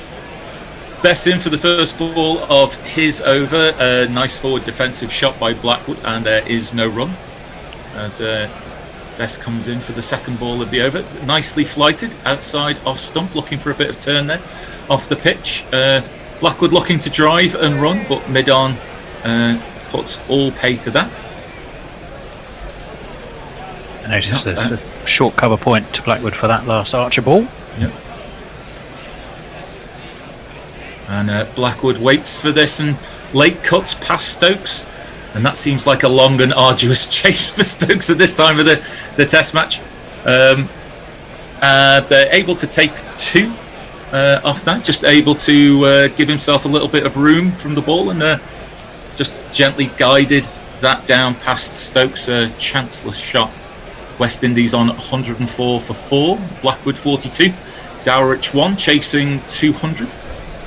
I bet Campbell's looking at his toe or whatever part of his foot was most damaged, and is thinking I might just be needed here.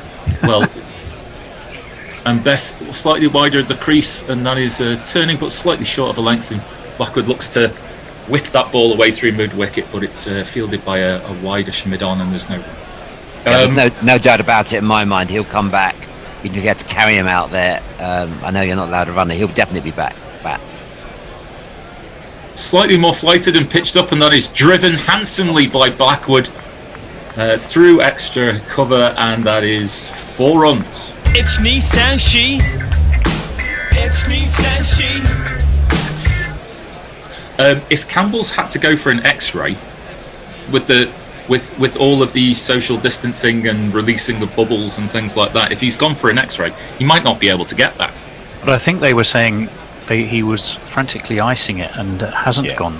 Yeah, I didn't know if he. He's not leaving. They must You'd be have to conscious drag of him that. out. Yeah, you'd have to drag him out of the ground. There's no way he'd stop. Last ball of the over, and a bit more bounce and lift from Bess of a fairly regulation length ball, but Blackwood is able to block that out into the covers. There's no run, and that's the end of the over.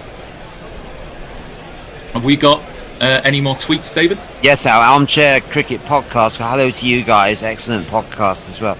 Still no Campbell. Must be a serious injury. Maybe saving him for a last hurrah. Well, I think that's the case. Jed says if there should ever have been a test match on free-to-air TV, this should have been it. And it's a great shame that there's no ball-by-ball radio coverage in the Caribbean region for this series, and I think that's a great shame. Anyone who loves radio as much as we all do, I think it's a great shame the ECB chose not to sell the rights, and I think they go on about importance of marketing to the British West Indian community. Well, there was an opportunity to reach all their friends and family across the Caribbean. It was ECB didn't accept the offer. I think they should have put it on there to encourage West Indians all over to because it was a big gesture for West Indies to come here. Archer in for his 11th over, and that's a good length ball on off stump, and they managed to scramble through to mid wicket for a single. Dowrich seems very quick between the wickets, and Blackwood just as responsive in taking that single when maybe there was only really 3/4 of a chance of a single existing. I can see that Captain Gary Naylor has managed to get through to Captain Ben Stokes. I can see a leg slip in place for Archer to Darrich for that first ball of the over. It would be interesting to see about whether it's still there for Blackwood, as he is in on 46, and that a little bit of extra lift back of a length. Blackwood is able to play that whilst trying to move all of his body away from the ball at the same time, and that dribbles out to cover, and there is no run. And all of a sudden, a wicket just produces just a couple of extra demons in the pitch, and all of a sudden things are bouncing a bit more than they might have been before, and it's a completely different test match all over again. Archer in again, and that is short outside off stump, and Blackwood attempts the uppercut to third man, but plays and misses, and it goes through to Butler. Obviously a need to attack. There is a man at third man there. I don't know how fruitful that shot would have been for Blackwood if he. I think Archer gave Blackwood a meaningful glare, didn't he? Just like might go on, play that one again. Yeah. So you do that again. Yeah. Blackwood 46 not out off 78 balls. Be nice to see him reach his half century. I think it'd be a well-deserved 50.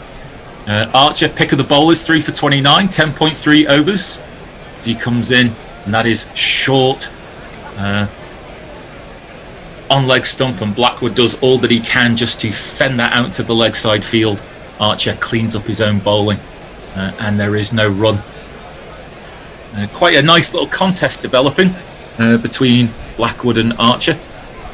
Well, the last, I think, 23, 24 balls prior to the wicket had only gone between Bess and Archer, had only gone, I think, for 5 runs. So maybe England being slightly more defensive and trying to starve them of runs has worked. You feel just our weight. And that's another short pitch ball that Blackwood wants no part of and decides to take evasive cover on the ground. Wise, especially as the ball didn't seem to really pitch.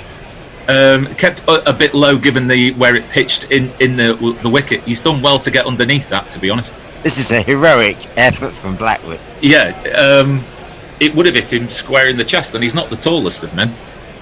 Blackwood, it really got up off, didn't get off the ground at all off that bouncer length. I think there was a little bit of you're right down there from Archer as he comes in for the last ball of the over, and that is again a bouncer length delivery. Blackwood just sways inside the line, harmless through to Butler. End of the over, West Indies 109 for 4. I think David's our man on social media. I think one more, if the West Indies can muster another partnership, as Chase and Blackwood did together, they'll be most of the way there, and it'll be game over. So this has been for a 5-day cricket match, it's been a magnificent 5th day, and we should all be grateful we've been blessed with it, even in this strange and rather odd circumstances. Sorry, David. Well, no, I just wanted to let you know that Nasser Hussain has indirectly mentioned Grillett. He says, I know I'm biased, but Nick Knight's analysis of technique has been excellent from the third man seat this afternoon, and Paul Howarth has tweeted us to say, you are biased, Nas. Sure, Knight's been brilliant, but here on Guerrilla Cricket we've had the pleasure of Toby Radford's expertise this test, forensic and laser-like deconstruction of batting techniques. That's great. Absolutely. From Grubby. Thanks to the Grubster there. Toby's been great, and he's back on today. He's been fantastic. Certainly is.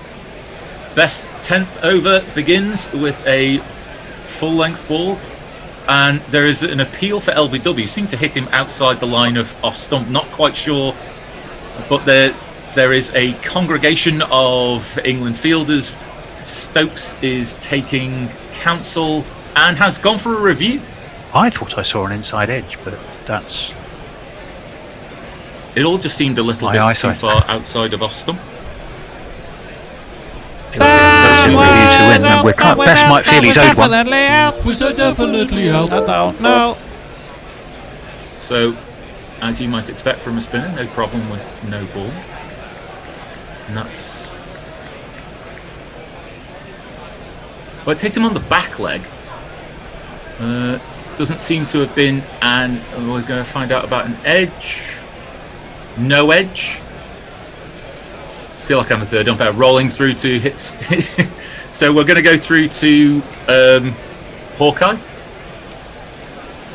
And it is impact umpire's call. It is hitting the stumps. It would have hit leg stump about 9/10 of the way up, but umpire's call on the hitting outside the line of off stump means that the review is retained, but the batsman is not out. I thought I saw a quiet little word by Ben Stokes to Holly put the camera on there. It'll be interesting to see. It may just have been. I think he had a word with him. I'm sure he did.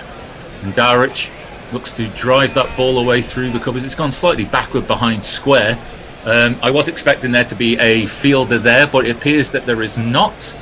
And a fielder has come round from, I'm assuming, third man, and Dowrich takes 3 runs. We lost sight there of who the fielder was, but Dowrich moves on to 5. Gentle sledging from Stokes to the umpire. Yes, I believe there was. I don't know how gentle it was. I'm sure it has to be fairly gentle, or he'd have been in big trouble, wouldn't he? Big trouble. So Blackwood taking strike on 46 as Bess pitches that ball up, and Blackwood is watchful in defence. And fielded by Pope, who is fielding at short leg. Oh, you know what this innings of Blackwood reminds me of? One of those innings that, say, Gus Logie or Larry Gomes would have played. You know, pugnacious but very enterprising middle order batsman of the type you get in the Caribbean, you know? Yeah, a sense where the established names don't fire, but still there's a score of 350 on the table. As Bess comes around the wicket now to Blackwood, and it's outside off stump, and Blackwood, with a bit of a wristy flick, pushes that back to a mid-on position, and there is no run. Bess comes again around the wicket. That's flighted up. A bump ball off a forward defensive / drive. Bess leans forward and does his own fielding, and there is no run there. 112 for 4, 88 more for victory. He had a decent 3 years at Middlesex, did Larry Gomes? Certainly did. Yeah. And that is too short from Bess, and Blackwood is able to rock back in the crease and cut that square. He'll take a single off the last ball of the over and move to 47, 113 for 4. David, are we up to date with tweets and the like? Leah Wicked Witch, who had her birthday yesterday or 2 days ago, said this whole West Indies team is getting mail from my cardiologist. You're saying they're keeping cool, I guess. Armchair Cricket Podcast says, oh, England unlucky there, looked out enough to be given in these days of DRS. And Bessie Jez says, whilst I didn't want him to be out, umpire's call on where the ball strikes the pad is rubbish. There's no margin of error in that, since it doesn't use any predictive algorithms, so it's either in line or not. Messages, once again, you're way above my head. Excellent, thank you. All I'm doing is reading it off a screen where it says umpire's call. Not sure what else I can tell you, to be honest. We could go and start talking about VAR if you're interested in that. I mean, but don't. Not a good topic for me right now. No, nor me. Yeah, I'm with you on that, Tony. Let's concentrate on the cricket rather than the technology. I totally agree with you. As a change in the fielder and a man goes out to deep backward square or deep.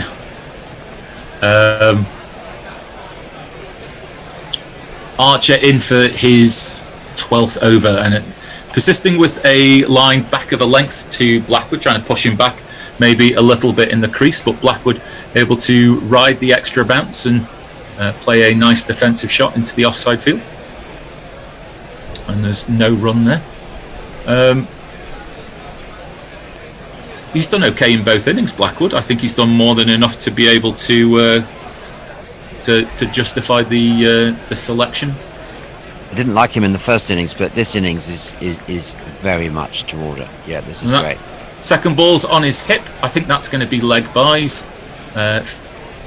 Didn't go too far, but they're able to run round and do the fielding. And yes, that is leg byes signalled by the umpire. 1 to the total, 114 for 4. And Archer will get to have a bowl at Shane Dowrich. I'm really loving this this passage of play. You know, it's really good test cricket, this.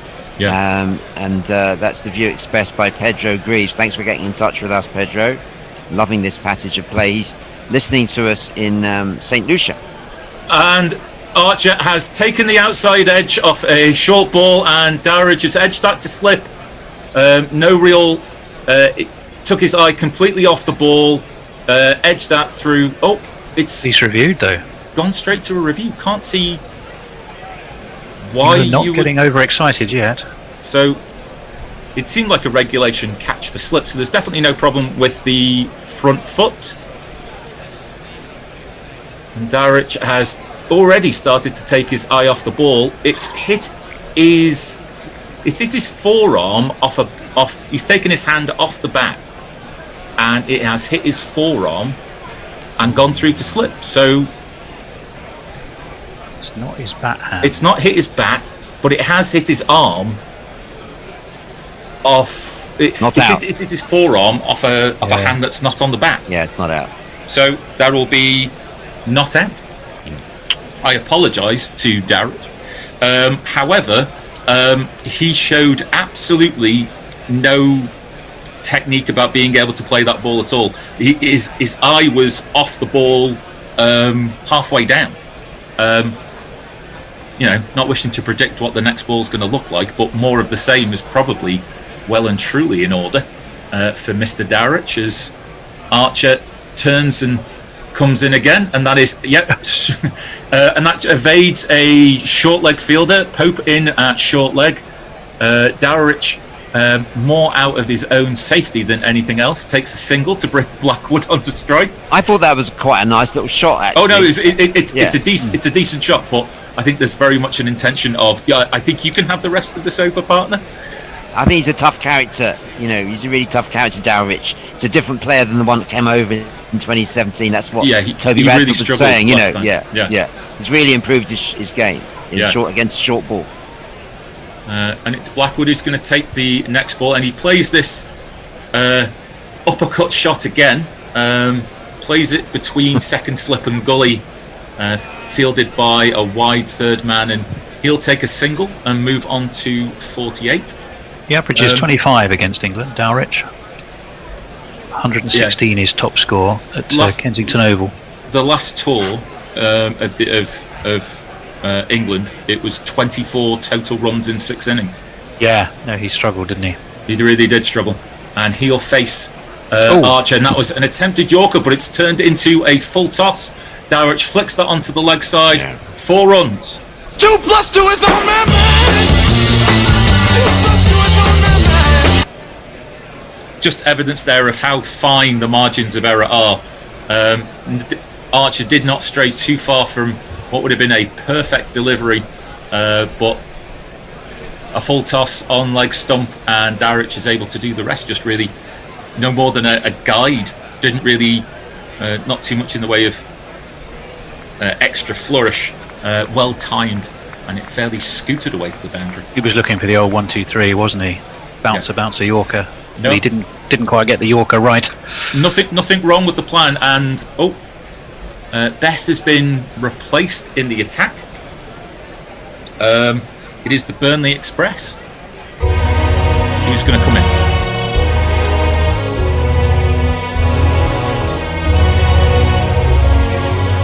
Will I catch you later, Mr. Simmons? On Twitter?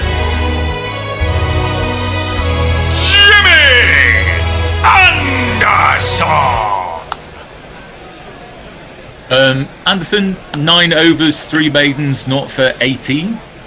It'll be interesting whether this is part of a double change. Archer seems to have had quite a long spell, so whether Wood comes in at the other end as well. But Jimmy's going to come in, first ball of his over, and he takes an edge. And that is just wide of first slip.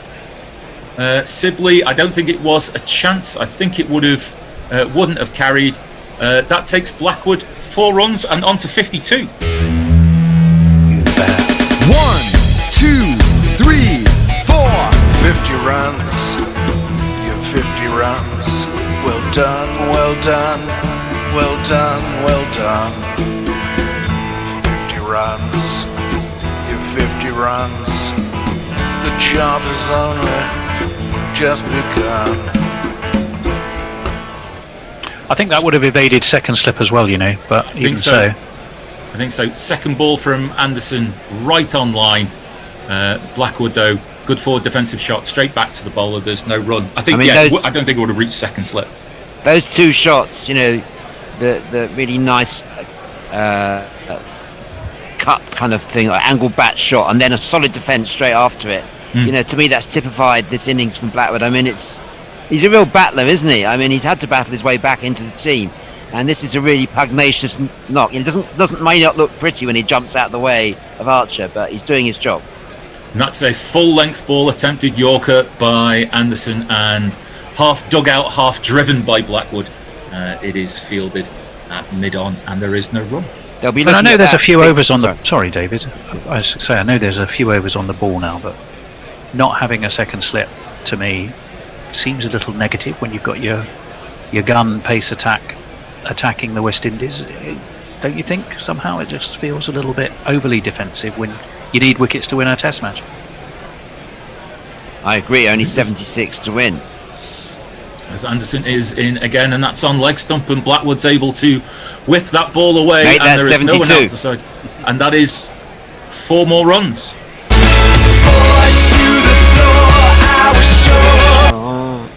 That was well whipped away through square leg, all along the floor. High class shot from Blackwood. I know we've been starved of cricket this summer, but this innings from Blackwood, if he can see it through, could be one of the series defining innings, and amazing return to form for him after being out of the team since 2018. Absolutely. So Anderson in for the 5th ball of the over, and that maybe keeps a little bit low, just outside off stump, and Blackwood plays a forward defensive shot just behind square on the offside, and then crouches down as if to highlight the idea that he was right behind it, but he may be a little low on bounce, and there is no run, just 1 ball left in this Anderson over. West Indies 128 for 4, chasing 200 as Anderson comes in for the last ball of his over, and that's a good length ball. Snares up a little bit off a good length.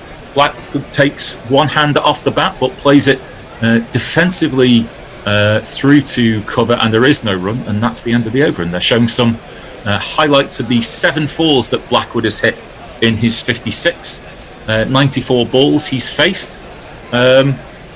Came in after the fall of a couple of quick wickets, and has, to all intensive purposes, really settled this team down. Oh, they were all good shots. He's got quick wrists, David, doesn't he? He's a very risky player. Exactly. That's why I was thinking about Gomes and Gus Logie. A little bit of the Gus Logie there. I think that's sort of tradition of Caribbean cricketer. Yeah. Got them all around the wicket as well, not just exclusively on the offside. No, there's a couple of boundaries there. There has been a double change by Ben Stokes. Jofra Archer bowled really very well in his spell, but it will be England's horse. Do you know Mark Wood? Yes, he is an England bowler, quite good and pretty quick. So just a normal guy. Of course, except for just one thing. What? He thinks that he's a horse. Right. What? First ball just outside off stump, and Dowrich plays that ball into the onside field. A cover point comes in, unable to prevent the single. He moves on to 11 off 8 runs. It's interesting. There seems to be a deliberate ploy, a leg slip and a short leg to Dowrich. If not the plan to bowl back of a length and tuck him up for room on the leg side, at least to get him thinking about that. Only ever played one game against the West Indies, Mark Wood. And it what was a an successful one, impression, of course, yeah, wasn't it? Just yeah. That's Very bold. a wasteful bouncer, far too much down leg side. Blackwood able to duck easily inside the ball, and Butler has to make an awful lot of room down to the leg side in order to be able to take that ball comfortably. He wasn't bowling. I was lucky enough to see that test in St. Lucia. He wasn't bowling like that then. I mean, he's not bowling to that standard at the moment. He was unplayable that day. He was the quickest bowler. He broke the record of Steve Harmison for speed. Yeah, 5 for 41. Hope Bravo Chase. Hetmeyer Gabriel. As he comes wide of the crease for this third ball of the over, it seems it's 88 miles an hour. Blackwood certainly. It comes onto the bat with a fair degree of pace as well, and Blackwood's just able to block that back to the bowler. Wood on his follow through able to mop up the fielding, and there is no run. As we see Archer getting to grips with the ball again, giving it a damn good shine with the shirt. I wonder whether it's because it's like wicking technology about whether it is that the shirt becomes easier to use than the traditional pant leg. Axwell, yeah. Somebody spotted that, and so did I. I'll tell you in a moment. And that is Blackwood again, rocking back but playing a cut which eludes Stokes at gully, and they scamper through for 2 runs, and Blackwood moves on to 58. He went to the back of his shirt, did Archer, and also lifted it to make sure there was some liberal dousing of back sweat to go with it. That was up in the air, and I don't think, again, even Stokes being slightly square, I don't think that would have reached him. Sort of gives you the glimmer of a chance without it being a chance. Close enough to make sure that you feel frustrated that you weren't 2 yards to your left, even though it wouldn't have made too much difference. Wood in for this next ball, and more of the same, a cut behind square, and it's going to be a third man who's going to run round, but Blackwood's going to take another 2 runs, and he'll move on to 60. West Indies now 133 for 4. Certainly time's not an issue. It's the West Indies have certainly got enough time to be able to knock off 67 runs in a session.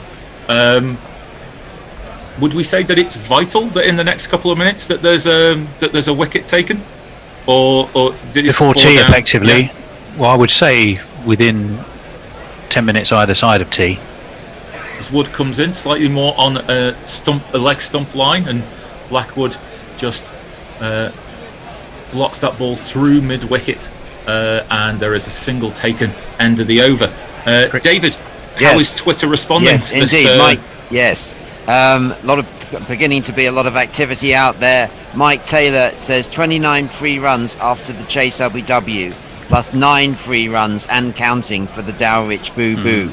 So who are these umpires biased for again? Well, that's interesting from Mike. There's been accusations, of course, of the umpires on both sides. Dave Amitri says, unfortunately, they want him to be not to be a black West Indian. That's talking about the Archer relationship with the Caribbean.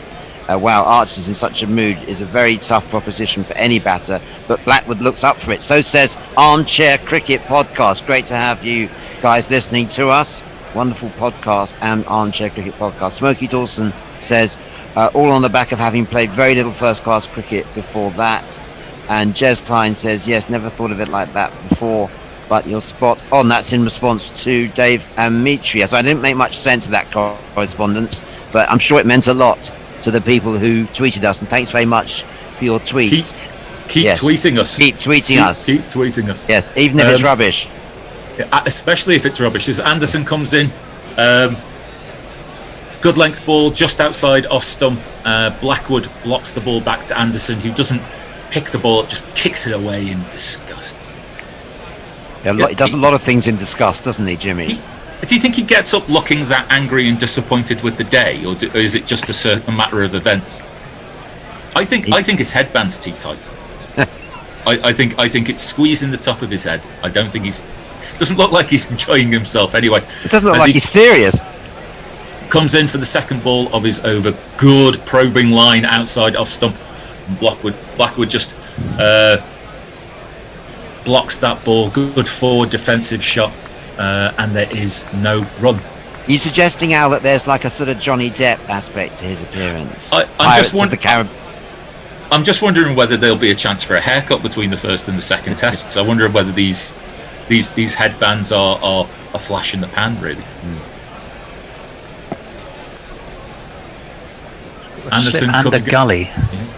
And that's driven airily over mid-on, and that is a handsome shot by Blackwood for one of these.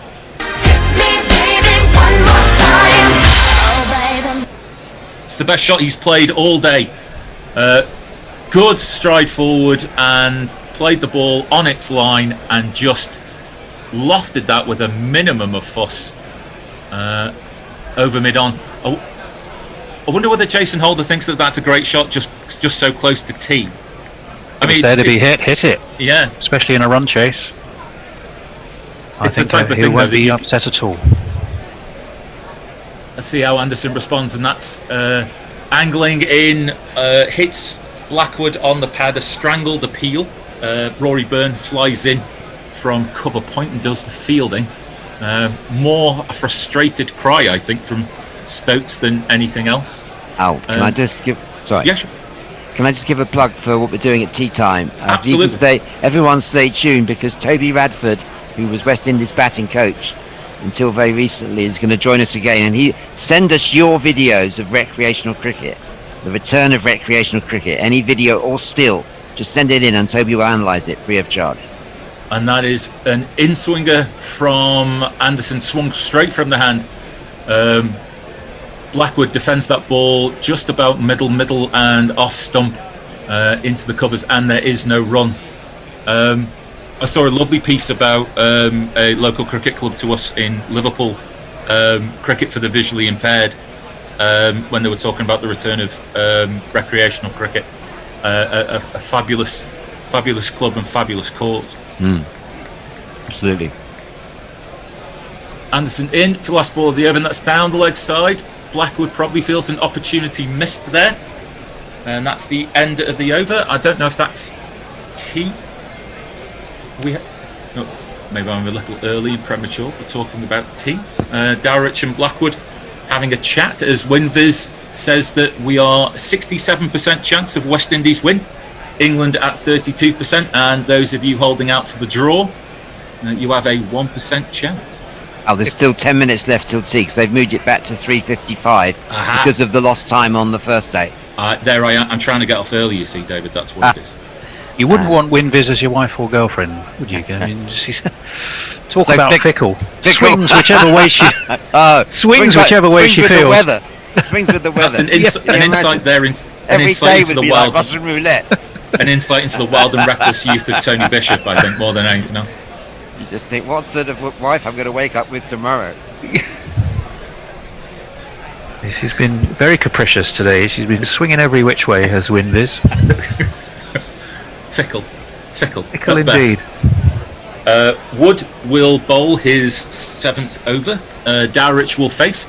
He is 11 not out off 8 balls. Slightly fortunate, one would to still be there. One that hit his forearm and went to first slip, but had hand off the bat at the time of contact. As Wood comes in, and that is from wide of the crease, angled in, but good off-stump line, and Dowrich plays that ball to mid-off, and there's no run.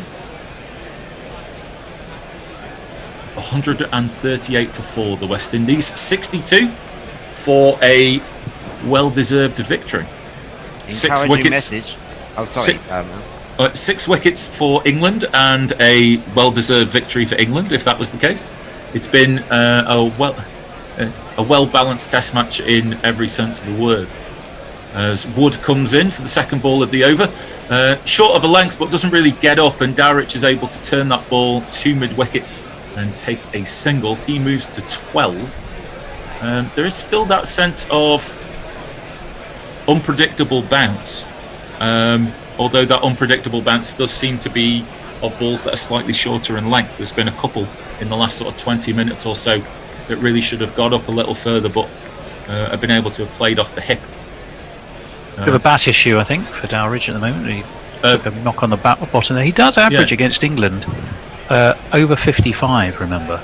In 6 games, he averages 55, high score of 112. So he's used to making runs against England. Yep. I think there's enough of a problem with the bat. There's a veritable cornucopia of bats coming out. Well, 4. Well, how many do you actually need? How many is a cornucopia, mind you? More than 3. Somewhere between 3 and infinity. 3 and above. Ask Joe Root. Do you see how many he gets brought out? It's like a bat shop. This is where you sort of look at it. It's a definitely non-professional approach where you look at them and you go, well, surely all the bats are the same.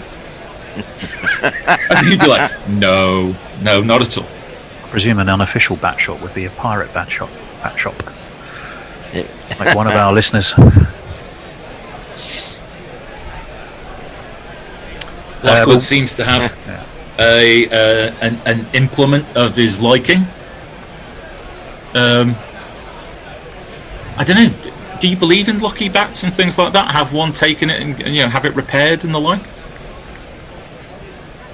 Or is it just an implement to be used until the next bat's available? Whatever works for them. Yeah. Wood in, and that's a good Yorker length ball, just able to be driven away by Blackwood. It goes as far as mid-off, and there's no run. I mean, but you can see Wood searching for that full length that seems to have been the answer to most batsmen's questions for all of this Test match. No, you don't want to be out there thinking, I wonder what this bat's like. It's not the time to find out, is it? It's, do you know what I mean? This feels okay.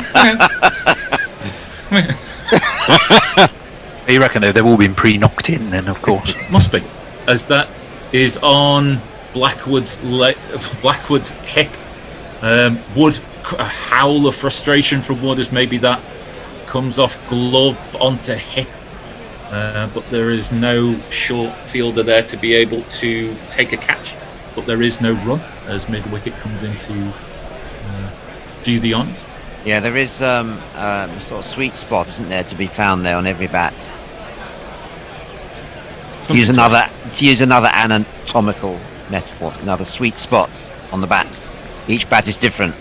Yes, I guess it is. As Wood comes in, a bouncer, and Blackwood tries to play his uppercut cut shot, but that ball it follows his movement away to the leg side and plays and misses at that one. It goes through to Butler, and there is no run. Can you ask Toby that at T about whether is it just batsman preference and all bats are the same, or is it really that they've reached a standard where the differences are noticeable? We'll definitely ask him that. Might need to catch up on some tweets as quick as you can towards the end of the over. I've noticed a couple that are flying in. Last ball of the over, and Blackwood tries to pinch a single, but Jimmy Anderson half throwing at the stumps, half throwing at Blackwood. Blackwood gives him a look as if to go, what did I do? No run, 139 for 4. David, tweets.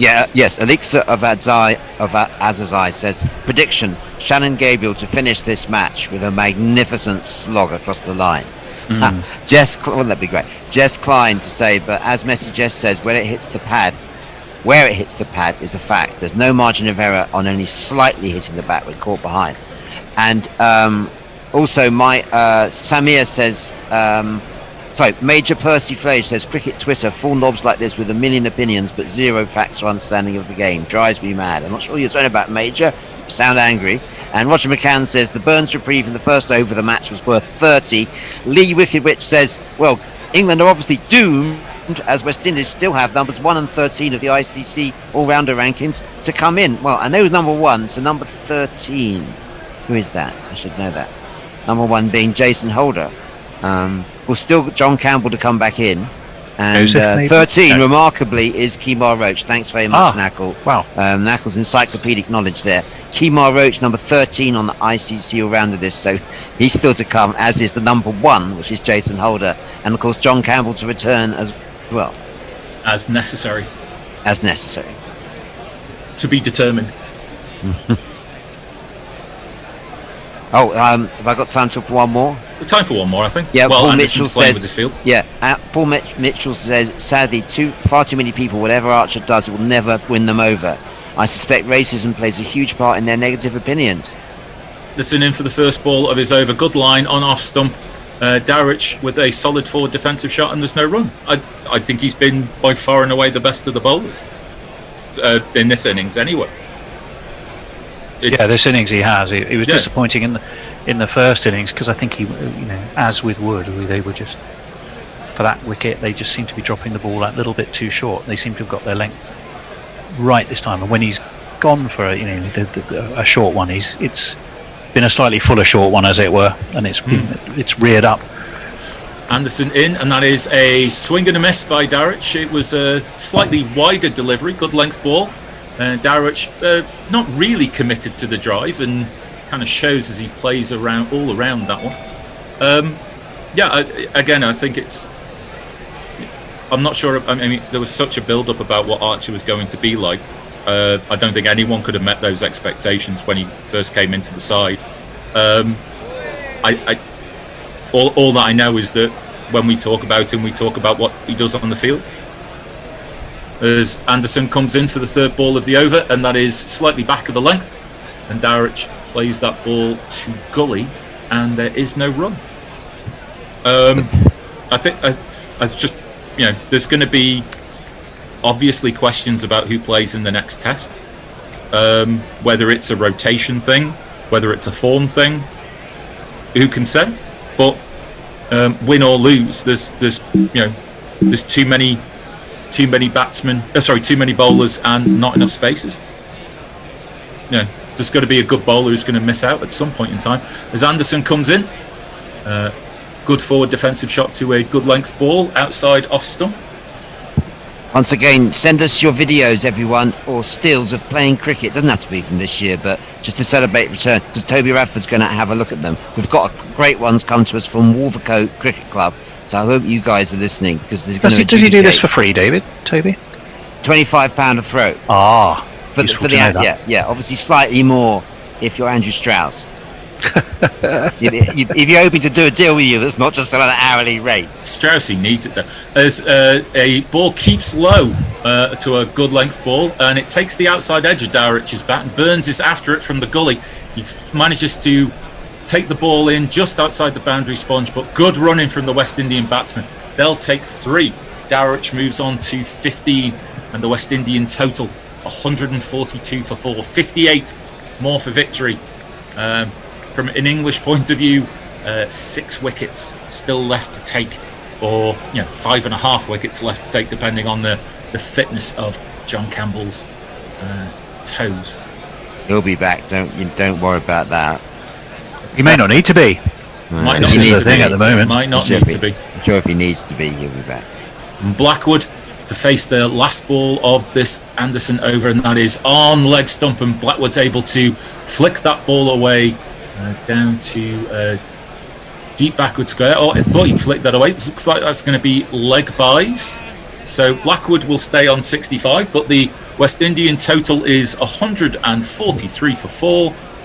And that, ladies and gentlemen, is tea.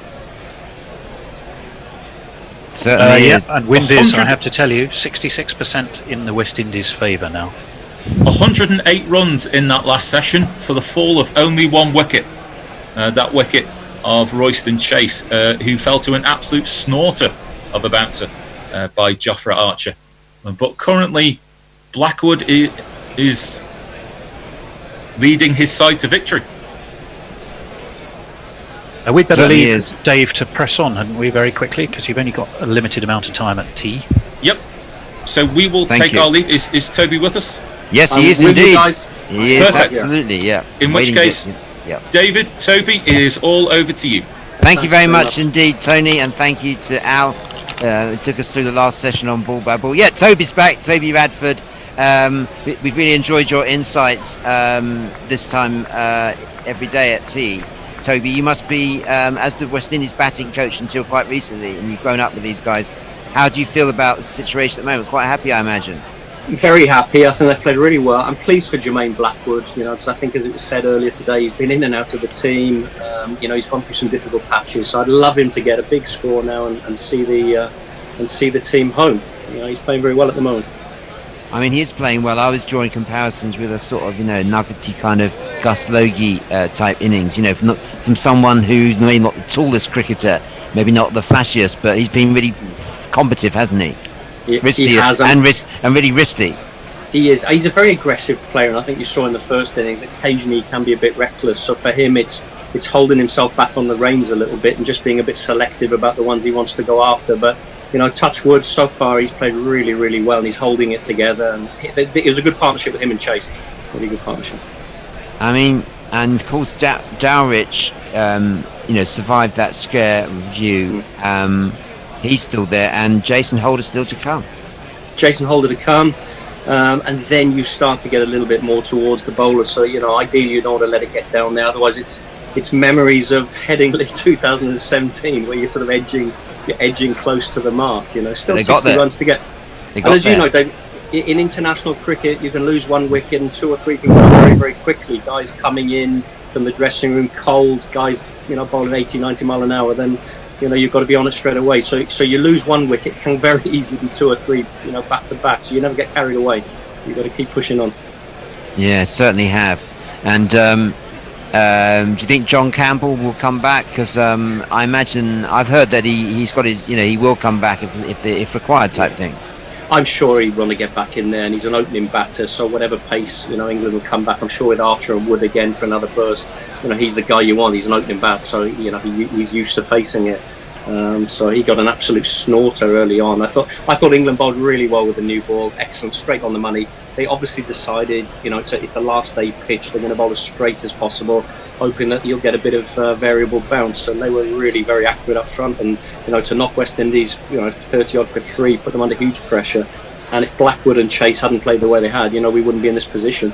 I say we. Well, no, I think you're entitled to say we for 2 reasons. You were with you're with the batting coach for like 10 years in West Indies cricket, working in one way or capacity or another, and you also trained 5 of these guys in the academy that you ran at the University of West Indies, right? 5 of this team. Absolutely, yeah. They came in. I mean, half of this side came in. The HPC team of 2010, sponsored by Sagicor.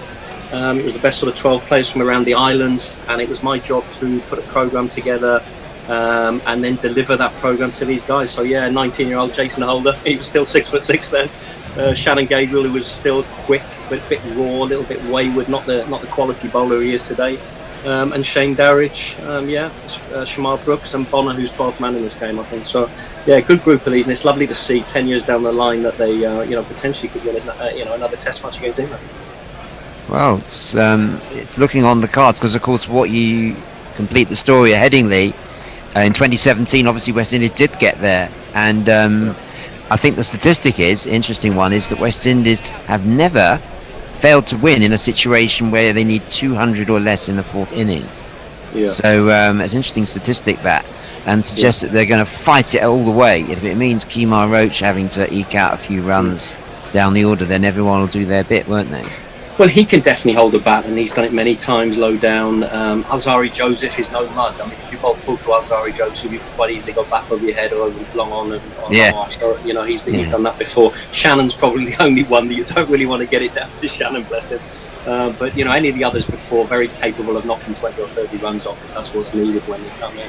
Well, after what you told us last time about the Shannon Gabriel swipe, the famous swipe, because you were the batting coach at the time, weren't you? And I wasn't. Tell us. Well, you weren't. No, I was, and it was one of those where we were level in the series with Pakistan, and we were trying to save the series in Dominica. And Roston Chase had pretty much batted all day. He batted for about 5.5 hours, and he was on 100. He was playing fantastic. Shannon came in, and Shannon was with him for a long period of time. Yazir Shah was bowling, the great leg spinner. And with one, I think it was probably the last ball or 2 balls to go in that over. He decided, Yazir, to bring all the fielders in around the bat. And Shannon, who'd just been so defensively tight against him, decided for one reason or another to have an almighty hack at a googly, missed it, stumps were knocked out. Everyone was in absolute disbelief. And I was saying yesterday that, for 40 minutes after the game, Shannon still had his pads on and his legs dangling off the physio's bed, head in his hands. I mean, he was inconsolable. No one could talk to him. And I took off from the same airport as him the following day on separate flights, and he sat in the corner with his cap down over his face.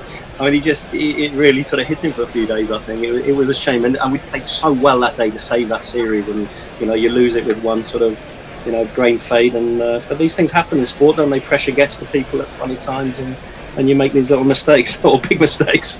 But you've been pretty close to, you've been really involved in West Indies cricket over a 10-year period, and I guess you have a very strong relationship with West Indies cricket, and you're still advising some of the players and stuff.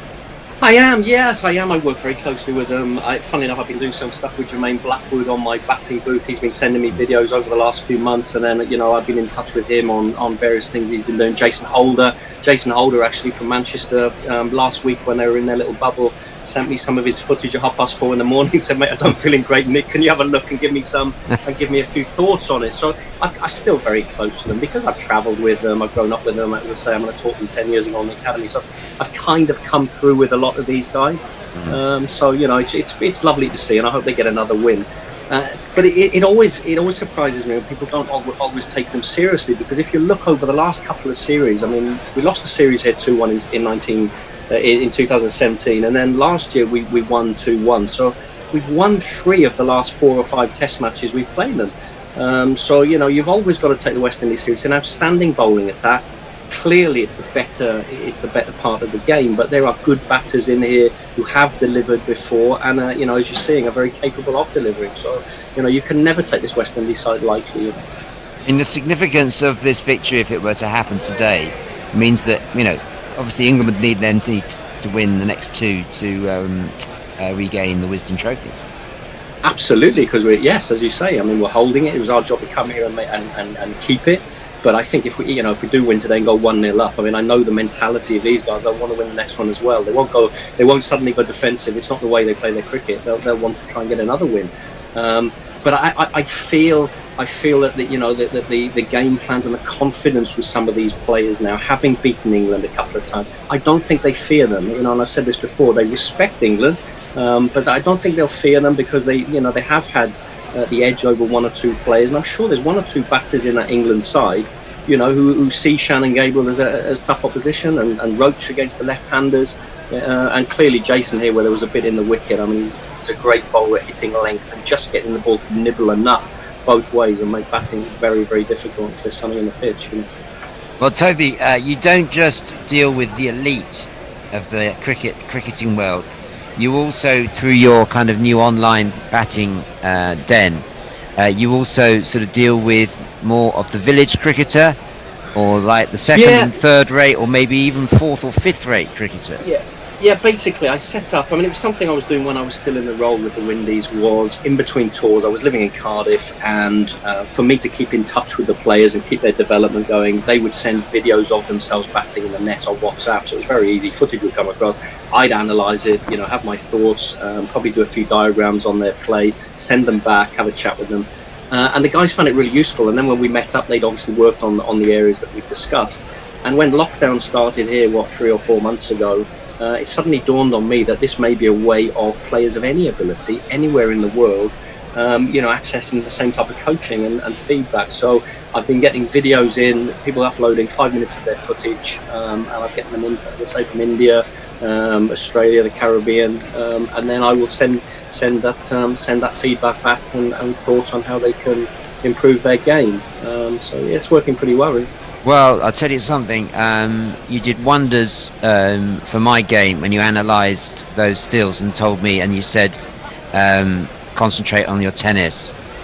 Oh no, it was Roland Butcher. He tweeted that, didn't he? He said, concentrate on tennis, David. Thanks, Roland. But no, seriously, what you said was a great help to me. and I boosted my average for the season by 3 yesterday Oh, on my return to recreational cricket.